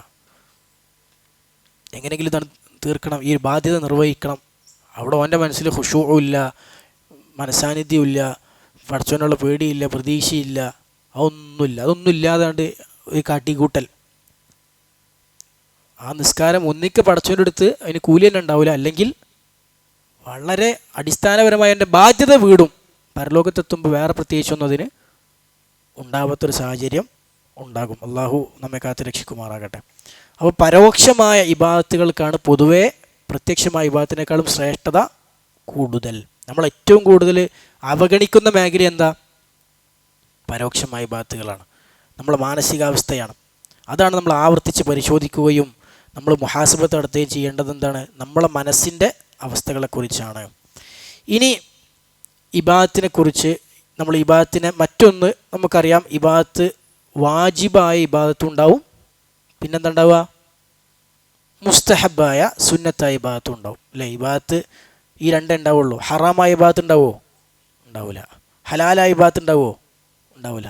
ഇബാദത്ത് ഒന്നിക്കൽ എന്തായിരിക്കും? വാജിബ് അല്ലെങ്കിൽ മുസ്തഹബ്. ഇനി അഞ്ചാമത്തെ ഒരു നിയമം. അപ്പോൾ ഇപ്പോൾ നമ്മൾ പറഞ്ഞ ഇബാദത്തിൻ്റെ വ്യത്യസ്ത വിഭാഗീകരണങ്ങളാണ്, വർഗീകരണങ്ങളാണ്, വ്യത്യസ്ത വിഭാഗങ്ങളായി നമ്മൾ തിരിച്ചതാണ്. ഇനി അഞ്ചാമത്തെ നിയമം എന്താ വെച്ചാൽ, നമുക്കൊക്കെ അറിയാം അള്ളാഹു സുബ്ഹാനഹു വ തആല എന്തിനാ ജനങ്ങളെ, മനുഷ്യരെ മുഴുവൻ, ഈ പ്രപഞ്ചം മുഴുവൻ സൃഷ്ടിച്ചത് എന്തിനാണ്? സൃഷ്ടിച്ചതിൻ്റെ ലക്ഷ്യം ഇബാദത്താണ്. സൃഷ്ടിപ്പിൻ്റെ ലക്ഷ്യം ഇബാദത്താണ്. അള്ളാഹു ഇഷ്ടപ്പെടുന്ന, അള്ളാഹു ആഗ്രഹിക്കുന്ന ഒരു ലക്ഷ്യത്തിന് വേണ്ടിയാണ് സൃഷ്ടികളെ മുഴുവൻ റബ്ബ് സൃഷ്ടിച്ചത്. അത് അവനെ മാത്രം ഇബാദത്ത് ചെയ്യുക എന്നതാണ് ആ ലക്ഷ്യം. ഇനി ആറാമത്തെ നിയമം എന്താണെന്ന് വെച്ചാൽ, ഇബാദത്ത് ചെയ്താലുള്ള ഗുണമാർക്കാണ്? അടിമകൾക്കാണ്. ആർക്കല്ല? റബ്ബിനല്ല. നമ്മൾ ഇബാദത്ത് ചെയ്താൽ അതുകൊണ്ട് പടച്ചോൻ എന്തെങ്കിലും ഉപകാരമുണ്ടോ? ഒരു ഉപകാരവും പടച്ചോൻ അതുകൊണ്ട് കിട്ടാനില്ല. റസൂലുള്ളാഹി സ്വല്ലല്ലാഹു അലൈഹി വസല്ലം പറഞ്ഞു, ലൗ അന്ന അവ്വലഹും വ ആഖിറഹും വ ഇൻസഹും വ ജിന്നഹും, അവരിൽ ആദ്യമുള്ള ആളുകൾ, അവസാനമുള്ള ആളുകൾ, അവരിലെ മനുഷ്യന്മാർ മുഴുവൻ, ജിന്നുകളെ മുഴുവൻ, കാനൂ അലാ അത്ഖാ ഖൽബി റജുലിൻ വാഹിദിൻ മിൻഹും, അവരുടെ കൂട്ടത്തിലുള്ള ഏറ്റവും തെക്കുവയുള്ള ഒരു മനുഷ്യൻ്റെ മനസ്സിലാണ് ഉള്ളതെങ്കിൽ, ലോകത്തുള്ള മുഴുവൻ മനുഷ്യരും, ആദ്യത്തെ ജിന്നും ആദ്യത്തെ ഇൻസും മുതൽ അവസാനത്തെ ജിന്നും അവസാനത്തെ ഇൻസും വരെ, പ്രപഞ്ചത്തിൽ ജീവിക്കുന്ന മുഴുവൻ മനുഷ്യരും, മുഴുവൻ ജിന്നുകളും ഏറ്റവും തെക്കുവയുള്ള മനുഷ്യൻ്റെ മനസ്സാണ് അവർക്കുള്ളതെങ്കിൽ, അവർക്കെല്ലാം ഉള്ളതെങ്കിൽ, മാ സാദ ദാലിക ഫീ മുൽക്കില്ലാഹി ശൈആ, അള്ളാഹുവിൻ്റെ അധികാരത്തിൽ ഒരു കൂട്ടലും ഒരു അധികരിപ്പിക്കലും അതിലൂടെ ഉണ്ടാകുന്നില്ല. പടച്ചോൻ്റെ അധികാരത്തിലൊന്നും കൂടാനില്ല. അപ്പോൾ നമ്മൾ ഇബാദത്ത് ചെയ്ത പടച്ചോനൊന്നും പ്രത്യേകിച്ച് കൂടാനില്ല, ഒന്നും കൂടേണ്ട ആവശ്യമില്ല. അള്ളാഹു ഗനിയാണ്, അള്ളാഹു ധന്യനാണ്. നമ്മുടെ ഇബാദത്തുകളിൽ നിന്ന് റബ്ബ് ധന്യനാണ്. അതുകൊണ്ട് നമ്മുടെ ഇബാദത്തിൻ്റെ ഫലം ആർക്ക് മാത്രമാണ്? നമുക്ക് മാത്രമാണ്. അതുകൊണ്ടാണ് സൂറത്തുൽ ദാരിയാത്തിൽ നമ്മൾ നേരത്തെ പറഞ്ഞ ആയത്തുണ്ടല്ലോ, വമാ ഖലഖ്തുൽ ജിന്ന വൽ ഇൻസ ഇല്ലാ ലിയഅ്ബുദൂൻ. ഇത് പറഞ്ഞ് തൊട്ട് ശേഷം അള്ളാഹു പറഞ്ഞാൽ എന്താ? ഈ ആയത്ത് കേൾക്കുമ്പോൾ എന്നെ ആരാധിക്കാൻ വേണ്ടി മാത്രമാണ് മനുഷ്യന്മാരെ ഞാൻ സൃഷ്ടിച്ചത് എന്ന് പറയുമ്പോൾ ചിലപ്പോൾ ചില ആളുകൾ തെറ്റിദ്ധരിക്കും. അപ്പോൾ പടച്ചോൻ നമ്മളെ ഇബാദത്തൊക്കെ ആവശ്യമുണ്ടല്ലേ, നമ്മൾ പടച്ചോനൊക്കെ കൊടുക്കൽ പടച്ചോൻ ആവശ്യമുണ്ടല്ലേ? അപ്പോൾ അള്ളാഹു ധാരണയെ തിരുത്താണ് തൊട്ടടുത്ത ആയത്തിൽ, മാ ഉരീദു മിൻഹും മിർ റിസ്ഖ്, അവരെനിക്ക് ഇങ്ങോട്ടൊന്നും തരണ്ട. പടച്ചോനൊന്നും ഒരു റിസ്ക്കും എനിക്ക് ആവശ്യമില്ല. വമാ ഉരീദു അൻ യുത്ഇമൂൻ, അവരെനിക്ക് ഇങ്ങോട്ടൊരു ഭക്ഷണവും നൽകേണ്ട ആവശ്യമില്ല. എനിക്ക് അവരിങ്ങോട്ട് റിസ്ക്കും തരണ്ട, എനിക്ക് അങ്ങോട്ടൊരു ഭക്ഷണം തരേണ്ട ആവശ്യമില്ല. പടച്ചോന് നമ്മളെ ഇബാദത്തിൻ്റെ ഒരു ആവശ്യവും നമ്മുടെ ആരാധന കർമ്മങ്ങളുടെ ഒരു ആവശ്യവും ഇല്ല എന്ന് അല്ലാഹു സുബ്ഹാനഹു വ തആല വളരെ വ്യക്തമായി നമുക്ക് പഠിപ്പിച്ചു തരണം. അപ്പോൾ നമ്മൾ മനസ്സിലാക്കേണ്ട കാര്യം, എല്ലാവരും അല്ലേ, നമ്മൾ ആഗ്രഹിക്കുന്ന പലരും ഉണ്ടാവും, നമ്മൾ ആഗ്രഹിക്കുന്ന, നമ്മൾ ഇഷ്ടപ്പെടുന്ന പലരും ഉണ്ടാവും. സൃഷ്ടികളെ കൂട്ടത്തിൽ, നമ്മളെ പരിചയക്കാരുടെ കൂട്ടത്തിൽ, കുടുംബക്കാരുടെ കൂട്ടത്തിൽ പലരും ഉണ്ടാവും. അതിൽ പലരും നമ്മളോട് നസിഹത്തുള്ളവരായിരിക്കും, നമുക്ക് നന്മ ആഗ്രഹിക്കുന്നവരായിരിക്കും. പക്ഷെ അവരൊക്കെ നമുക്ക് നന്മ ആഗ്രഹിക്കുന്നതും നമ്മോട് നസിഹത്ത് കാണിക്കുന്നതും നമ്മോട് നല്ലൽക്ക് പെരുമാറുന്നതൊക്കെ ആർക്ക് വേണ്ടിയാണ്? അവർക്ക് വേണ്ടിയാണ്. അവർക്ക് വേണ്ടിയാണ്, നമുക്ക് വേണ്ടിയല്ല. മനസ്സിലായി? അവരൊക്കെ നമ്മളിൽ നിന്ന് പലരും എന്ത് ചെയ്യുന്നുണ്ട്? പ്രതീക്ഷിക്കുന്നുണ്ട്, ആഗ്രഹിക്കുന്നുണ്ട്. ഒന്നുമില്ലെങ്കിലും ഒരു നന്ദികേടില്ലാതെ ജീവിക്കില്ലെങ്കിലും അവർക്ക് കിട്ടണമെന്ന് ആഗ്രഹം ഉണ്ടാവും. അല്ല, അവർക്കത് കിട്ടണമെന്ന് അവർക്കതിന് ആവശ്യമുണ്ട്, നമ്മൾ ആവശ്യമുണ്ട്. എന്നാൽ അള്ളാഹുവിനെ സംബന്ധിച്ചിടത്തോളം, അള്ളാഹുവിനെ സംബന്ധിച്ച് നമ്മളൊരു ആവശ്യമില്ല. അള്ളാഹു നമ്മളിലേക്ക് ആവശ്യക്കാരനാണോ? ഒരിക്കലുമല്ല. അതുകൊണ്ട് പണ്ഡിതന്മാർ പറയാറുണ്ട്, കുല്ലുൻ യുരീദുക ലഹു, എല്ലാവരും നിന്നെ ആഗ്രഹിക്കുന്നത് അവന് വേണ്ടിയാണ്. ഇല്ലല്ലാഹ്, അള്ളാഹു ഒഴിച്ച്. ഫഇന്നമാ യുരീദുക ലക്, അള്ളാഹു നിന്നെ ആഗ്രഹിക്കുന്നത് നിനക്ക് വേണ്ടിയാണ്. നീ നന്നാവണം, നീ ഇബാദത്ത് ചെയ്യണം, നീ നല്ല മനുഷ്യനാവണം, നീ ഹറാം ചെയ്യാൻ പാടില്ല എന്ന് പടച്ചോൻ ആഗ്രഹിക്കുന്നുണ്ട്. എന്തിനു വേണ്ടി? പടച്ചോന് വേണ്ടിയാ? അല്ല, നിനക്ക് വേണ്ടി, നിന്റെ സ്വർഗത്തിന് വേണ്ടി, നിന്റെ രക്ഷയ്ക്ക് വേണ്ടി, നീ നരകത്ത് പോകാൻ വേണ്ടി. അതാണ് റബ്ബിൻ്റെ കാരുണ്യം എന്ന് പറഞ്ഞാൽ. അല്ലാഹു സുബ്ഹാനഹു വ തആല അവൻ്റെ അതിവിശാലമായ കാരുണ്യത്തിൻ്റെ ഭാഗമായി നമ്മുടെ പാപങ്ങളൊക്കെ പുറത്തു നിന്ന് അനുഗ്രഹിക്കുമാറാകട്ടെ. ഇനി ഏഴാമത്തെ ഒരു ഖായിദ, ഒരു നിയമം എന്താണെന്ന് വെച്ചാൽ, അൽ ഇബാദത്തു തൗഖീഫിയ്യത്തുൻ. ഇബാദത്ത് എന്നത് തൗഖീഫിയത്താണ്. എന്താ തൗഖീഫിയത്ത് എന്ന് പറഞ്ഞാൽ? ഇബാദത്തിനെ നിശ്ചയിക്കേണ്ടത്, നിയമമാക്കേണ്ടത് അല്ലാഹു സുബ്ഹാനഹു വ തആല മാത്രമാണ്. അവൻ എന്താണോ നിയമമാക്കിയത് അത് മാത്രമാണ് ദീൻ. അവൻ എന്താണോ നിശ്ചയിച്ചത് അത് മാത്രമാണ് റബ്ബിനുള്ള അനുസരണം. ഇബാദത്ത് എന്താണ്, ശറഅ എന്താണ് നിശ്ചയിക്കാനുള്ള അവകാശം വേറൊരാൾക്കുമില്ല. അതുകൊണ്ടാണ് അല്ലാഹു സുബ്ഹാനഹു വ തആല അല്ലാഹു പഠിപ്പിക്കാത്ത ഇബാദത്തിനെ ഉണ്ടാക്കിയ ആളുകളെ കുറിച്ച് അല്ലാഹു പറഞ്ഞാൽ എന്താ? അല്ലാഹു സുബ്ഹാനഹു വ തആല പറയുന്നത് ശിർക്കാണ് എന്നാണ് പറഞ്ഞത്, അല്ലേ? അല്ലാഹു എന്താ പറഞ്ഞത്? അത് ശിർക്കാണെന്നാണ് പറഞ്ഞത് സൂറത്ത് ശൂറ 21-ാമത്തെ ആയത്ത്. കാരണം പടച്ചവൻ്റെ അവകാശമാണ്, അള്ളാഹുവിൻ്റെ അവകാശമാണ് എന്ത്, എന്താണ് ശറഅ്, എന്താണ് ഇബാദത്ത്, എങ്ങനെയാണ് റബ്ബിനെ ആരാധിക്കേണ്ടത് നിശ്ചയിക്കുന്നത് പടച്ചവൻ്റെ അവകാശമാണ്. ആ അവകാശം വേറൊരാൾക്ക് ഉണ്ട് എന്ന് വിശ്വസിച്ചാൽ, അത് വേറെ ആൾ ചെയ്താൽ അത് ശിർക്കാണ്. അല്ലാഹു സുബ്ഹാനഹു വ തആല സൂറത്ത് ശൂറ 21-ാമത്തെ ആയത്തിൽ പറഞ്ഞു, അം ലഹും ശുറകാ, പടച്ചവൻ്റെ ചോദ്യമാണ്, അവർക്ക് പങ്കുകാരുണ്ടോ? അവർ അള്ളാഹുവിന് പങ്കുകാർ നിശ്ചയിച്ചിരിക്കുകയാണോ? എന്താണ് ആ പങ്കുകാർ? ശറഉ ലഹും മിനദ്ദീനി മാ ലം യഅ്ദൻ ബിഹില്ലാഹ്, അള്ളാഹു അനുവദിക്കാത്ത, അള്ളാഹു അനുമതി കൊടുക്കാത്ത ദീന് ഉണ്ടാക്കുന്ന, ദീന് നിശ്ചയിക്കുന്ന, ദീന് ഉണ്ടാക്കുന്ന, ദീന് ശറആക്കുന്ന, മതനിയമമാക്കുന്ന പങ്കുകാരെ അവർ നിശ്ചയിച്ചിരിക്കുകയാണോ? അപ്പോൾ അത് അള്ളാഹുവിന് പങ്കുവെക്കലാണ്, ശിർക്കാണ്. ശരിക്കെന്ത്? അള്ളാഹു നിശ്ചയിക്കാത്ത ഇബാദത്തുകൾ സ്വന്തം വാക്ക് ഗവേഷണം ചെയ്ത് പുതിയ ഇബാദത്ത് ഉണ്ടാക്കുക, പുതിയ കാര്യം ദീനായിട്ട് കൊണ്ടെടുക്കുക, ഒരു കാര്യം ദീനായിട്ട് പുതിയത് കണ്ടെത്തുക, അള്ളാഹുവിൻ്റെ റസൂലും പഠിപ്പിക്കാത്തത്. അത് ആരുടെ അവകാശത്തിൽ കൈവെക്കലാണ്? അള്ളാഹുവിൻ്റെ അവകാശത്തിൽ കൈവെക്കലാണ്. അള്ളാഹു ഒരിക്കലും പൊറുക്കാത്ത ഷിർക്കായിട്ടാണ് അള്ളാഹു സുബ്ഹാനഹു വ തആല അതിനെ നമുക്ക് പഠിപ്പിച്ചു തന്നത്. അതുകൊണ്ട് അങ്ങനെ നിർവഹിക്കുന്ന ഇബാദത്തുകൾക്ക് അള്ളാഹുവിൻ്റെ അടുക്കൽ ഒരു വിലയും ഉണ്ടാവുകയില്ല, അല്ലേ? അള്ളാഹുവിൻ്റെ റസൂൽ മുഹമ്മദ് നബി സ്വല്ലല്ലാഹു അലൈഹി വസല്ലമക്ക് പോലും ഇബാദത്തുകൾ സ്വന്തം നിലക്ക് ഉണ്ടാക്കാനുള്ള ഒരു അവകാശവും അള്ളാഹു സുബ്ഹാനഹു വ തആല നൽകിയിട്ടില്ല എന്നുള്ള കാര്യം നമുക്കെല്ലാവർക്കും വളരെ വ്യക്തമായി അറിയാം. അത് എത്തിക്കുക എന്നുള്ളത് മാത്രമാണ്, അള്ളാഹു എന്താണോ പഠിപ്പിച്ചത് അത് അടിമകൾക്ക് എത്തിച്ചു തരിക എന്നുള്ളത് മാത്രമാണ് അള്ളാഹുവിൻ്റെ റസൂലിന് പോലും ഉണ്ടായിരുന്ന അവകാശവും ബാധ്യതയും. പിന്നെ മറ്റുള്ളവരെ കുറിച്ച് പറയണ്ടല്ലോ.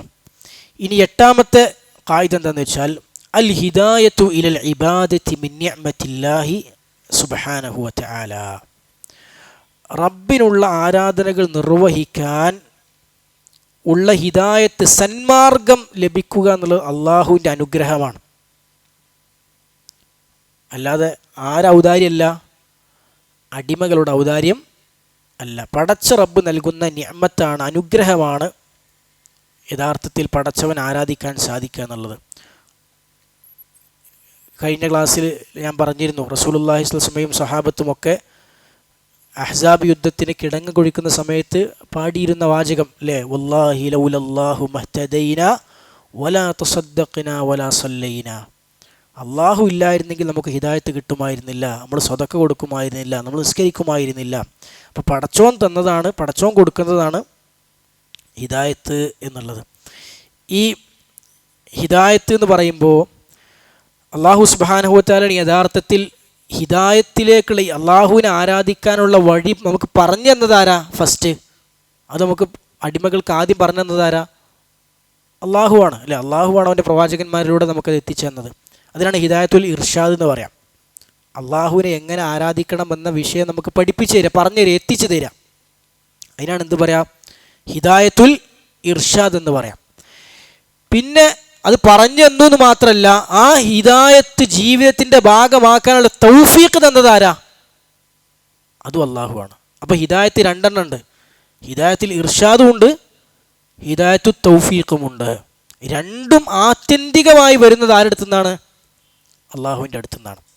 ഹിദായത്തുൽ ഇർഷാദ് പറഞ്ഞാൽ പടച്ചവനെ എങ്ങനെ ഇബാദത്ത് ചെയ്യണം, എങ്ങനെ നിസ്കരിക്കണം, എങ്ങനെ നോമ്പ് നോൽക്കണം, എന്താ തൗഹീദ്, എന്താ സുന്നത്ത്, എന്താ ബിദ്അത്ത്, ഇതൊക്കെ പഠിപ്പിച്ചു തന്നു, അറിയിച്ചു തന്നു. അത് ആദ്യം പഠിപ്പിച്ചു തന്നത് അള്ളാഹു സുബ്ഹാനഹു വ തആലയാണ്. ഹിദായത്ത് തൗഫീഖ് എന്ന് പറഞ്ഞാൽ അത് പഠിപ്പിച്ചെന്ന് മാത്രമല്ല, അത് പറഞ്ഞതിൽ മാത്രമല്ല, അത് സ്വീകരിക്കാൻ തൗഫീഖ് ലഭിക്കുക, അത് അറിയാനും അത് ജീവിതത്തിൽ പകർത്താനും വിശ്വാസിയായി മുഅ്മിനായി ജീവിക്കാനും നിസ്കരിക്കാനും നോമ്പ് നോൽക്കാനൊക്കെ തൗഫീഖ് കിട്ടുക, അതും ആരുടെ അടുത്ത് നിന്ന് കിട്ടുന്നതാണ്? അള്ളാഹു സുബ്ഹാനഹു വ തആലയുടെ അടുത്ത് നിന്ന് കിട്ടുന്നതാണ്.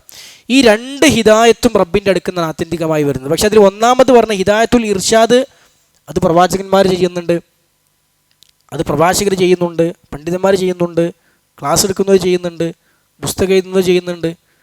അവരൊക്കെ എന്ത് ചെയ്യുന്നുണ്ട്? ഇപ്പം ഞാൻ ഈ ക്ലാസ് എടുക്കുകയാണ്, ഇപ്പം ഞാൻ എന്താ പറയുന്നത്? ദീനാണ് പറയണത് അല്ലേ, എങ്ങനെ ജീവിക്കണം, എന്താ ഇബാദത്തുകൾ പറഞ്ഞു തരാണ്. ഇത് ഇർഷാദാണ്, ഇത് ഹിദായത്തുൽ ഇർഷാദാണ്. ഇത് അടിമകൾക്ക് അള്ളാഹു അതിന് അവസരം കൊടുത്ത ഒരു മേഖലയാണ്. ഹിദായത്ത് എന്താണെന്ന് പറഞ്ഞു കൊടുക്കാൻ, എത്തിച്ചു കൊടുക്കാൻ. എന്നാൽ ആ ഹിദായത്ത് സ്വീകരിക്കാനുള്ള തൗഫീഖോ, അത് വേറെ ആർക്കും അതിന് അവകാശമില്ല. അത് രണ്ടും അള്ളാഹു സുബ്ഹാനഹു വ തആല ഖുർആനിൽ റസൂലുള്ളാഹി സ്വല്ലല്ലാഹു അലൈഹി വസല്ലം പറഞ്ഞു, ഇന്നക ലതഹ്ദി ഇലാ സിറാത്തിൻ മുസ്തഖീം എന്ന് അള്ളാഹു പറഞ്ഞു മുഹമ്മദ് നബി സല്ലല്ലാഹു അലൈഹി വസല്ലമയോട്. എന്താ ഇതിനർത്ഥം? പ്രവാചകരെ, തീർച്ചയായും നിങ്ങൾ സിറാത്തുൽ മുസ്തഖീമിലേക്ക് തന്നെയാകുന്നു വഴി കാണിക്കുന്നത്. അവിടെ വഴി കാണിക്കലാണ്, വഴി കാണിക്കുക, അല്ലാതെ വഴിയിൽ ചേർക്കലല്ല. വേറെ ആയത്തിൽ പറഞ്ഞത് ഇന്നക ലാ തഹ്ദി മൻ അഹ്ബബ്ത, പ്രവാചകരെ നിങ്ങൾ സ്നേഹിക്കുന്നവർ, ഇഷ്ടപ്പെടുന്നവരെ സന്മാർഗത്തിലാക്കാൻ, സന്മാർഗത്തിലേക്ക് ചേർക്കാൻ നിങ്ങൾക്ക് പറ്റുകയില്ല. അതാണ് ഹിദായത്തു തൗഫീഖ്. അതാർക്ക് മാത്രമേ പറ്റുള്ളൂ? അള്ളാഹുവിന് മാത്രമേ പറ്റുള്ളൂ. അപ്പോൾ ഈ ഹിദായത്തു തൗഫീഖ്, അള്ളാഹുവിനെ ആരാധിക്കാൻ ഉള്ള ഹിദായത്ത് നൽകുക എന്നുള്ളത് അള്ളാഹു സുബ്ഹാനഹു വ തആലയുടെ മാത്രം അവകാശമാണ്, അവന് മാത്രം സാധിക്കുന്ന കാര്യമാണ്. മറ്റാർക്കും അതിന് സാധിക്കുകയില്ല. അള്ളാഹു സുബ്ഹാനഹു വ തആല പറഞ്ഞല്ലോ, വലാകിന്നല്ലാഹ ഹബ്ബബ ഇലൈക്കുമുൽ ഈമാൻ, മറിച്ച് അള്ളാഹു ആകുന്നു നിങ്ങൾക്ക് ഈമാനിനെ പ്രിയങ്കരമാക്കി തന്നത്. അപ്പം ഈമാൻ നമുക്ക് പ്രിയങ്കരാക്കി തന്നത് ആരാ?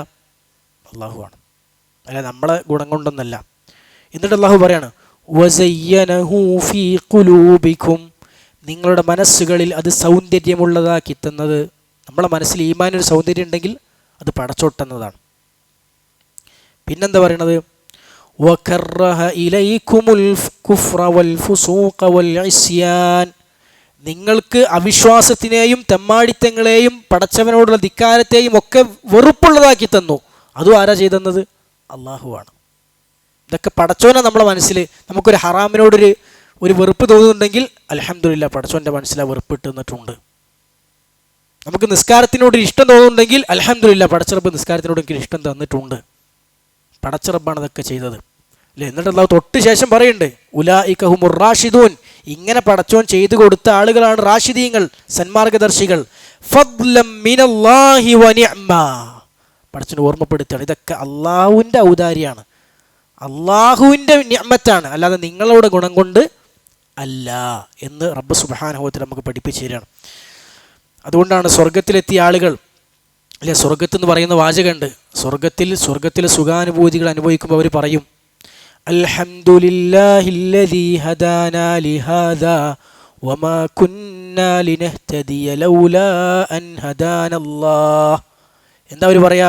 അൽഹംദുലില്ലാഹില്ലദീ ഹദാനാ ലിഹാദാ, ഈ സ്വർഗത്തിലേക്കുള്ള വഴിയിലേക്ക് നമുക്ക് ഹിദായത്ത് നൽകിയ, തൗഫീഖ് തന്ന, നമ്മൾ ആ വഴിയിലേക്ക് ചേർത്ത റബ്ബിനാകുന്നു സർവ്വസ്തുതിയും. അവരൊരിക്കലും പറയൂലെന്ത്, ഞാൻ ഭയങ്കര ഉഷാറായി എൻ്റെ സാമർഥ്യം കൊണ്ട് നേടിയെടുത്തു എന്ന് പറയൂല. അവരിങ്ങനെ പറയാം, എന്നെ ഈ വഴിയിൽ ചേർത്ത് പടച്ചവനാകുന്നു എല്ലാ സ്തുതിയും. വമാ കുന്നാ ലിനഹ്തദിയ ലൗലാ അൻ ഹദാനല്ലാഹ്, അള്ളാഹു ഹിദായത്ത് തന്നിട്ടില്ലായിരുന്നെങ്കിൽ നമുക്കൊന്നും ഈ സന്മാർഗം ലഭിക്കുമായിരുന്നില്ല. അപ്പോൾ അതാണ് 8ാമത്തെ നിയമം. ഹിദായത്ത്, ഇബാദത്ത് ചെയ്യാനുള്ള ഹിദായത്ത് എന്നുള്ളത് അള്ളാഹുവിൻ്റെ അനുഗ്രഹമാണ്, അല്ലാതെ നമ്മളുടെ ഗുണമേന്മ, നമ്മുടെ മേന്മ അല്ല. 9ാമത്തെ ഇബാദത്തുമായി ബന്ധപ്പെട്ട നിയമം എന്താണെന്ന് വെച്ചാൽ, അൽ ഇസാബത്തു അലൽ ഇബാദത്തി മിൻ ഫദ്ലില്ലാഹി സുബ്ഹാനഹു വ തആല. ഇത് കുറച്ച് വ്യതിയാനം വന്ന, കുറച്ച് വ്യതിയാന കക്ഷികൾക്ക് പിഴവ് പറ്റിയൊരു മേഖലയാണ്. മുഅ്തസിലത്തിനൊക്കെ പ്രത്യേകിച്ചും പിഴവ് പറ്റിയൊരു മേഖലയാണ്. എന്താണ് അതിൻ്റെ അർത്ഥം? ഇബാദത്തിന് പ്രതിഫലം കൊടുക്കുക എന്നത് അള്ളാഹുവിൻ്റെ ഔദാര്യമാണ്. ഇബാദത്തിന് പ്രതിഫലം കൊടുക്കുക എന്നുള്ളത് അള്ളാഹുവിൻ്റെ ഔദാര്യമാണ്, അടിമകളുടെ അവകാശമല്ല. മനസ്സിലായോ? നമ്മളെ ഇബാദത്തിന് പ്രതിഫലം തരൽ ആരുടെ ഔദാര്യമാണ്?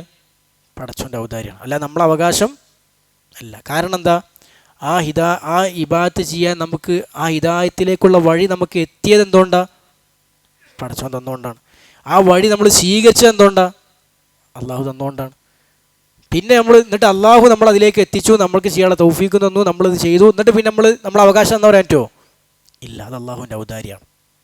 അടിമകൾക്ക് റബ്ബിനോട് അള്ളാഹു സുബ്ഹാനഹു വ തആലക്ക് അടിമകളോട് ഒരു ബാധ്യതയും ഇല്ല. പടച്ച റബ്ബ് അള്ളാഹു സുബ്ഹാനഹു വ തആലക്ക് അടിമകളോടൊരു ബാധ്യതയും ഇല്ല എന്നുള്ളത് നമ്മൾ മനസ്സിലാക്കേണ്ടതുണ്ട്. അള്ളാഹുവിൻ്റെ ഔദാര്യം മാത്രമാണ്. എന്നാൽ ആ ഔദാര്യം അള്ളാഹു അവൻ്റെ മേൽ നിർബന്ധമാക്കിയിട്ടുണ്ട്. പടച്ചോനെ ഏറ്റെടുത്തതാണെന്ത്? ഞാനത് തരും. അള്ളാഹു സുബ്ഹാനഹു വ തആല അവൻ്റെ മേൽ നമ്മൾ നിർബന്ധാക്കിയതല്ല, അള്ളാഹു നിർബന്ധാക്കിയതാണ്. അള്ളാഹു അവൻ്റെ മേൽ നിർബന്ധാക്കിയതാണെന്ത്? പ്രതിഫലം നൽകുക. അള്ളാഹുവിൻ്റെ ഔദാര്യത്തിൻ്റെ ഭാഗമായി അള്ളാഹു സ്വയം അള്ളാഹുവിൻ്റെ മേൽ ബാധ്യതയായി നിശ്ചയിച്ചതാണ്. അതുപോലെ തന്നെ ഇനി നമ്മൾ നിർവഹിക്കുന്ന ഇബാദത്തും ഈ പറഞ്ഞ അനുസരണങ്ങളും ഇതൊക്കെ ആ പ്രതിഫലം കിട്ടാനുള്ള വഴികളായി, കാരണങ്ങളായി റബ്ബ് നിശ്ചയിച്ചതാണ്. മനസ്സിലായില്ലേ? നമ്മൾ നിർവഹിക്കുന്ന ഇബാദത്തുകൾ പ്രതിഫലം ലഭിക്കാനുള്ള കാരണങ്ങളായി റബ്ബ് നിശ്ചയിച്ചതാണ് എന്ന് നമുക്ക് കാണാൻ സാധിക്കും. എന്നാൽ അതേസമയം ചില വ്യതിയാന കക്ഷികളുടെ വാദം എന്താണെന്ന് വെച്ചാൽ, ഇബാദത്ത് നിർവഹിച്ച കൂലി തരിക എന്നുള്ളത് ഒരു കൂലിപ്പണി പോലെയാണ് ചില ആളുകൾ മനസ്സിലാക്കിയത്. അതൊരു കൂലിപ്പണിയാണ് അല്ലേ? നമ്മൾ പണിയെടുത്ത കൂലിപ്പണിക്കാരൻ പണിക്ക് പോയാൽ എന്ത് ചെയ്യണം? കൂലി കൊടുക്കണം. അതുപോലെ നമ്മൾ എടുത്ത ഇബാദത്തിന് കൂലി തരൽ ആരുടെ ബാധ്യതയാണ്?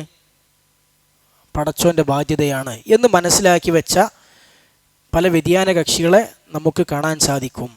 പക്ഷെ ഒരിക്കലും അങ്ങനെയല്ല പ്രമാണങ്ങൾ നമുക്ക് പഠിപ്പിച്ചു തരുന്നത്. അള്ളാഹുവിന് ഒരു അടിമകളോടും അങ്ങോട്ട് ബാധ്യതയുണ്ടാകുന്ന സാഹചര്യം ഒരിക്കലും ഇല്ല. മറിച്ച് അള്ളാഹു അവൻ്റെ മേൽ എന്ത് ചെയ്തിട്ടുണ്ട്? ഒരു ബാധ്യത നിശ്ചയിച്ചിട്ടുണ്ട്. പടച്ച റബ്ബ് അവൻ്റെ മേൽ നിശ്ചയിച്ച ബാധ്യതയാണ്, അവൻ്റെ ഔദാര്യത്തിൻ്റെ ഭാഗമായി നിശ്ചയിച്ച ബാധ്യതയാണ്. അള്ളാഹു അവന് ഇഷ്ടപ്പെടുന്ന കർമ്മങ്ങൾ ചെയ്യുന്നവർക്ക് പ്രതിഫലം കൊടുക്കും, അവർക്ക് അനുയോജ്യമായ കൂലി പടച്ച റബ്ബ് കൊടുക്കും എന്നുള്ളത് അള്ളാഹുവിൻ്റെ ഔദാര്യത്തിൻ്റെ ഭാഗമായി റബ്ബ് അവൻ്റെ മേൽ നിശ്ചയിച്ച ബാധ്യതയാണ്. അപ്പോൾ അഹ്ലുസുന്നയുടെ വാദം എന്താ വെച്ചാൽ, കർമ്മങ്ങൾ കാരണം നമുക്ക് പ്രതിഫലത്തിനുള്ള അവകാശമുണ്ട്, അല്ലെങ്കിൽ അതിനുള്ള ഇസ്തിഹ്ഖാഖുണ്ട്.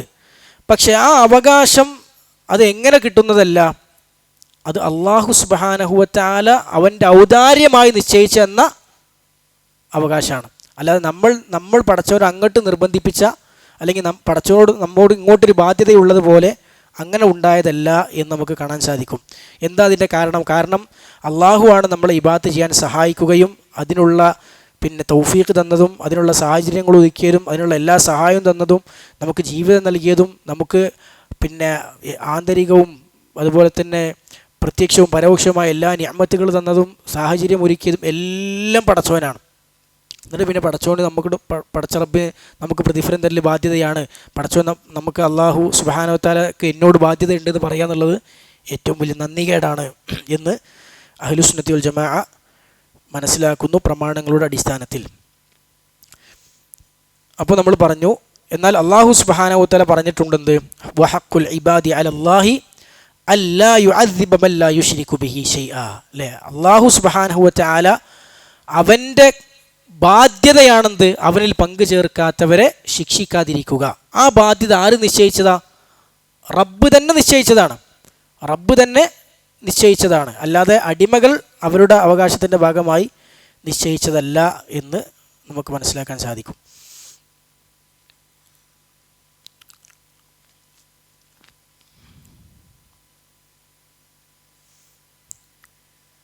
ഇനി 10ാമത്തെ ഒരു ഖായിദ എന്താണെന്ന് വെച്ചാൽ, ഇബാദത്തുകൾ വ്യത്യസ്ത തട്ടുകളുണ്ട്.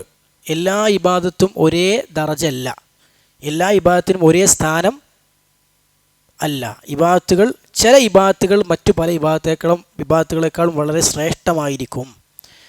അപ്പോൾ എങ്ങനെയാണ് ഒരു ഇബാദത്ത് ഏറ്റവും ശ്രേഷ്ഠമാവുക? അതിന് 3 കാര്യങ്ങളാണ് ശ്രദ്ധിക്കേണ്ടത്.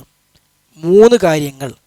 ഈ 3 കാര്യങ്ങളുടെ അടിസ്ഥാനത്തിൽ എന്ത് ചെയ്യും? ഇബാദത്ത് അള്ളാഹുവിൻ്റെ അടുക്കൽ ചിലതിനേക്കാളും ശ്രേഷ്ഠമാകും.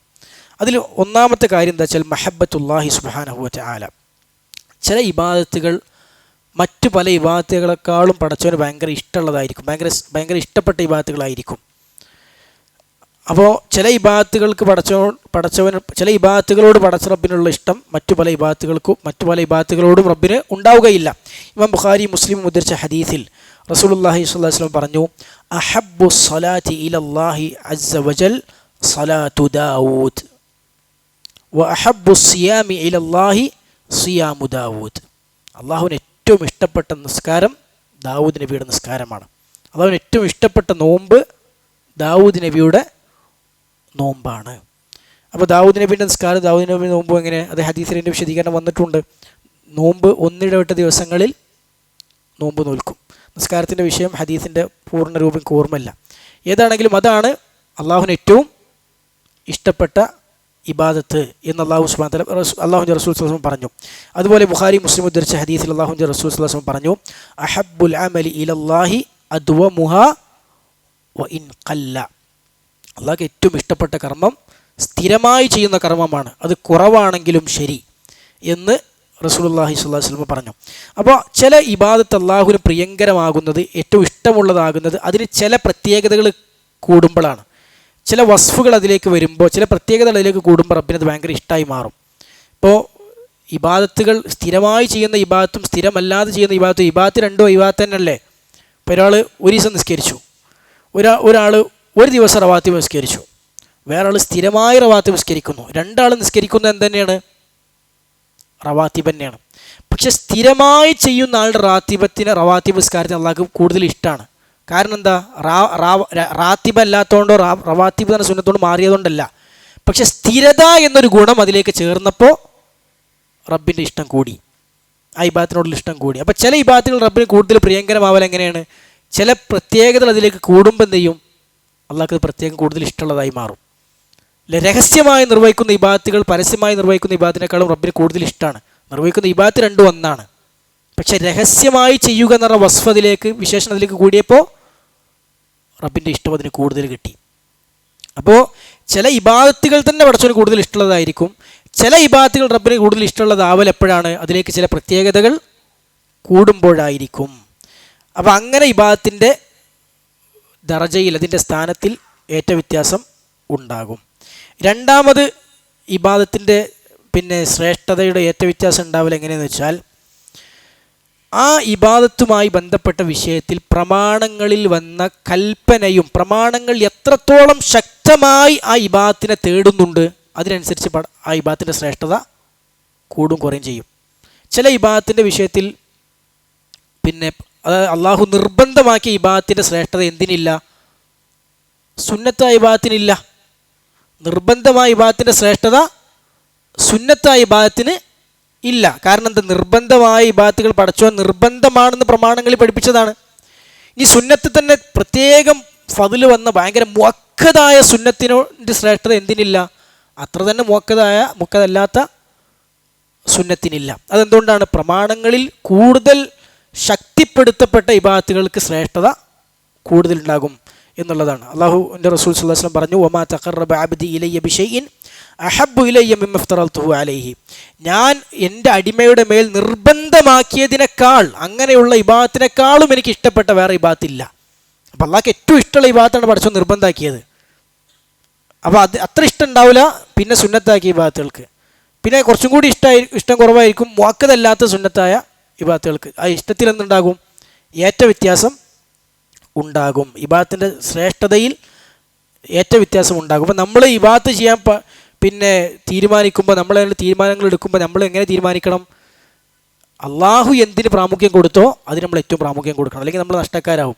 നമ്മൾ കുറേ അധ്വാനിക്കും, പക്ഷേ പടച്ചവന് ഭയങ്കര ഇഷ്ടമുള്ളത് നമ്മൾ പലതും ഒഴിവാക്കിയിട്ടുണ്ടാവും. അപ്പോൾ നമ്മൾ ബുദ്ധിപരമായി ചെയ്യണം അല്ലേ? റബ്ബിന് ഏറ്റവും ഇഷ്ടമുള്ളത് ഏതാ നോക്കിയിട്ട് അതിനാണ് നമ്മൾ ഏറ്റവും കൂടുതൽ പ്രാധാന്യം കൊടുക്കേണ്ടത്. സാഹചര്യവും സന്ദർഭമൊക്കെ പരിഗണിച്ച് അങ്ങനെ നമ്മൾ ഇബാദത്ത് ചെയ്യാൻ തീരുമാനിക്കുക. അല്ലാഹു തൗഫീഖ് നൽകി അനുഗ്രഹിക്കുമാറാകട്ടെ. മൂന്നാമത് ഇബാദത്തിൻ്റെ ശ്രേഷ്ഠതയിൽ ഏറ്റവ്യത്യാസം ഉണ്ടാകാനുള്ള കാരണം അതിന് അല്ലാഹു ഓഫർ ചെയ്ത പ്രതിഫലത്തിലുള്ള ഏറ്റവ്യത്യാസമാണ്.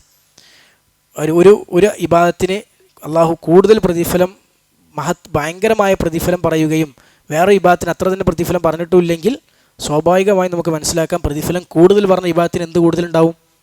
ശ്രേഷ്ഠത കൂടുതലുണ്ടാകും. അപ്പോൾ ഇതൊക്കെ പരിഗണിച്ചുകൊണ്ടായിരിക്കും ഒരു ഇബാദത്തിൻ്റെ ഏറ്റവ്യത്യാസം, അതിൻ്റെ ചില ഇബാദത്തുകൾ മറ്റു പലതിനേക്കാളും ശ്രേഷ്ഠകരമാകുന്നതും അള്ളാഹുവിൻ്റെ അടുക്കൽ സ്ഥാനം കൂടുതലുണ്ടാകുന്നതൊക്കെ. ഇതാണ് 10 നിയമങ്ങൾ. ഇബാദത്തുമായി ബന്ധപ്പെട്ട വിഷയങ്ങൾ പഠിക്കുമ്പോൾ നമ്മൾ ആമുഖമായി അറിയേണ്ട 10 കാര്യങ്ങളാണ്. അതിൻ്റെ അവസാനം അറിയേണ്ട 10 കാര്യങ്ങളല്ല. Sheikh Salih bin Abdul Aziz Sindhi ഹഫിദഹുല്ല എന്ന് പറഞ്ഞ ഇന്ന് സൗദി അറേബ്യയിൽ ജീവിച്ചിരിക്കുന്ന ഒരു വലിയ പണ്ഡിതൻ, അദ്ദേഹത്തിൻ്റെ ഒരു ക്ലാസ്സിൻ്റെ ഷെയ്ഖുൽ ഇസ്ലാം ഇബ്നു തൈമിയ്യ റഹിമഹുല്ലയുടെ അൽ ഉബൂദിയ്യ എന്ന് പറഞ്ഞൊരു കിതാബുണ്ട്. അള്ളാഹുവിൻ്റെ ഇബാദത്തുമായി ബന്ധപ്പെട്ട വിഷയമാണ് ആ കിതാബിൻ്റെ വിശദമായ ചർച്ചാ വിഷയം. ആ കിതാബ് പഠിപ്പിക്കുന്നതിൻ്റെ ക്ലാസ്സിൻ്റെ തുടക്കത്തിൽ അദ്ദേഹം പറഞ്ഞ ആമുഖ ക്ലാസ്സാണിത്. ആ ക്ലാസ്സിൻ്റെ തുടക്കം അദ്ദേഹം പറഞ്ഞ ഒരു ആമുഖമാണ് ഇത്. ഈ ക്ലാസ് എടുത്തിട്ട് അദ്ദേഹം പറഞ്ഞു, ഇബാദത്തുമായി ബന്ധപ്പെട്ട വിശദമായ ചർച്ചകളാണ് ഈ കിതാബിൽ നമ്മൾ ഈ ഷെയ്ഖുൽ ഇസ്ലാമിൻ്റെ കിതാബിലൂടെ പഠിക്കാൻ പോകുന്നത്. അത് പഠിക്കുന്നതിൻ്റെ മുമ്പ് നമ്മൾ അറിയേണ്ട നിർബന്ധമായി അറിയേണ്ട ചില ആമുഖങ്ങളാണ്, 10 ആമുഖങ്ങളാണെന്ന് പറഞ്ഞിട്ട് അദ്ദേഹം പറഞ്ഞ കാര്യങ്ങളാണ് ഈ 10 കാര്യങ്ങൾ. അപ്പോൾ ഇത് ഇബാദത്തായിട്ട് ബന്ധപ്പെട്ട് നമ്മൾ ആമുഖം മാത്രമേ നമ്മൾ എന്ത് ചെയ്തിട്ടുള്ളൂ, മനസ്സിലാക്കിയിട്ടുള്ളൂ. നമ്മൾ പല ക്ലാസ്സുകളിലും കേട്ടതും പഠിച്ചതും അറിഞ്ഞതും ഖുത്ബകളിലും ഒക്കെ നമ്മൾ അറിഞ്ഞ കാര്യങ്ങൾ തന്നെ ആയിരിക്കും പലതും. ചിലതൊക്കെ പുതിയ കാര്യങ്ങൾ നമുക്ക് അറിയാത്തതൊക്കെ ഉണ്ടാവും ചെയ്യും. അറിയുന്നതാണെങ്കിലും അതൊന്ന് ഓർമ്മപ്പെടുത്തി അതൊന്ന് തെർത്തീബിൽ അതിൻ്റെ ഒരു മട്ടത്തിലും കോലത്തിലും ശരിയായ രൂപത്തിലത് മനസ്സിലാക്കാനുള്ളൊരു അവസരമായി ഇതിനെ കാണുക. ഇൻഷാ അല്ലാഹ് ദീന് ആഴത്തിൽ പഠിക്കാൻ, റബ്ബിനോടുള്ള ബാധ്യതകളെക്കുറിച്ച് മനസ്സിലാക്കി അത് ജീവിതത്തിൻ്റെ ഭാഗമാക്കി മാറ്റാനുള്ള തൗഫീഖ് അല്ലാഹു സുബ്ഹാനഹു വ തആല നമുക്കെല്ലാം നൽകി അനുഗ്രഹിക്കുമാറാകട്ടെ. അവൻ്റെ ഇഷ്ടദാസന്മാരുടെ കൂട്ടത്തിൽ, ഔലിയാക്കളുടെ കൂട്ടത്തിൽ അല്ലാഹു സുബ്ഹാനഹു വ തആല നമ്മയെല്ലാം ഉൾപ്പെടുത്തി അനുഗ്രഹിക്കുമാറാകട്ടെ. അല്ലാഹു സുബ്ഹാനഹു വ തആല നാളെ പരലോകത്ത് കൺകുളിർക്കെ റബ്ബിനെ കണ്ടുമുട്ടാൻ, അള്ളാഹുവിനെ കണ്ട് ആസ്വദിക്കാനുള്ള തൗഫീഖ് നമുക്കെല്ലാം നൽകി അനുഗ്രഹിക്കുമാറാകട്ടെ. അല്ലാഹു സുബ്ഹാനഹു വ തആല എല്ലാതരം വ്യതിയാനങ്ങളിൽ നിന്നും ഫിത്നകളിൽ നിന്നുമെല്ലാം നമ്മെ കാത്തുരക്ഷിക്കുമാറാകട്ടെ. അല്ലാഹു സുബ്ഹാനഹു വ തആല അവൻ്റെ മഹത്തായ കാരുണ്യം കൊണ്ട് അവൻ്റെ ജന്നാത്തുൽ ഫിർദൗസിൽ നമ്മെയും നമ്മുടെ മാതാപിതാക്കളെയും നമ്മുടെ ഉസ്താദുമാരെയും പണ്ഡിതന്മാരെയും വിശ്വാസികളെല്ലാവരെയും അല്ലാഹു സുബ്ഹാനഹു വ തആല ഉൾപ്പെടുത്തി അനുഗ്രഹിക്കുമാറാകട്ടെ. നരകശിക്ഷയിൽ നിന്ന് അള്ളാഹുവിൻ്റെ മഹത്തായ ഔദാര്യം കൊണ്ട് നമ്മെല്ലാം കാത്തുരക്ഷിക്കുമാറാകട്ടെ.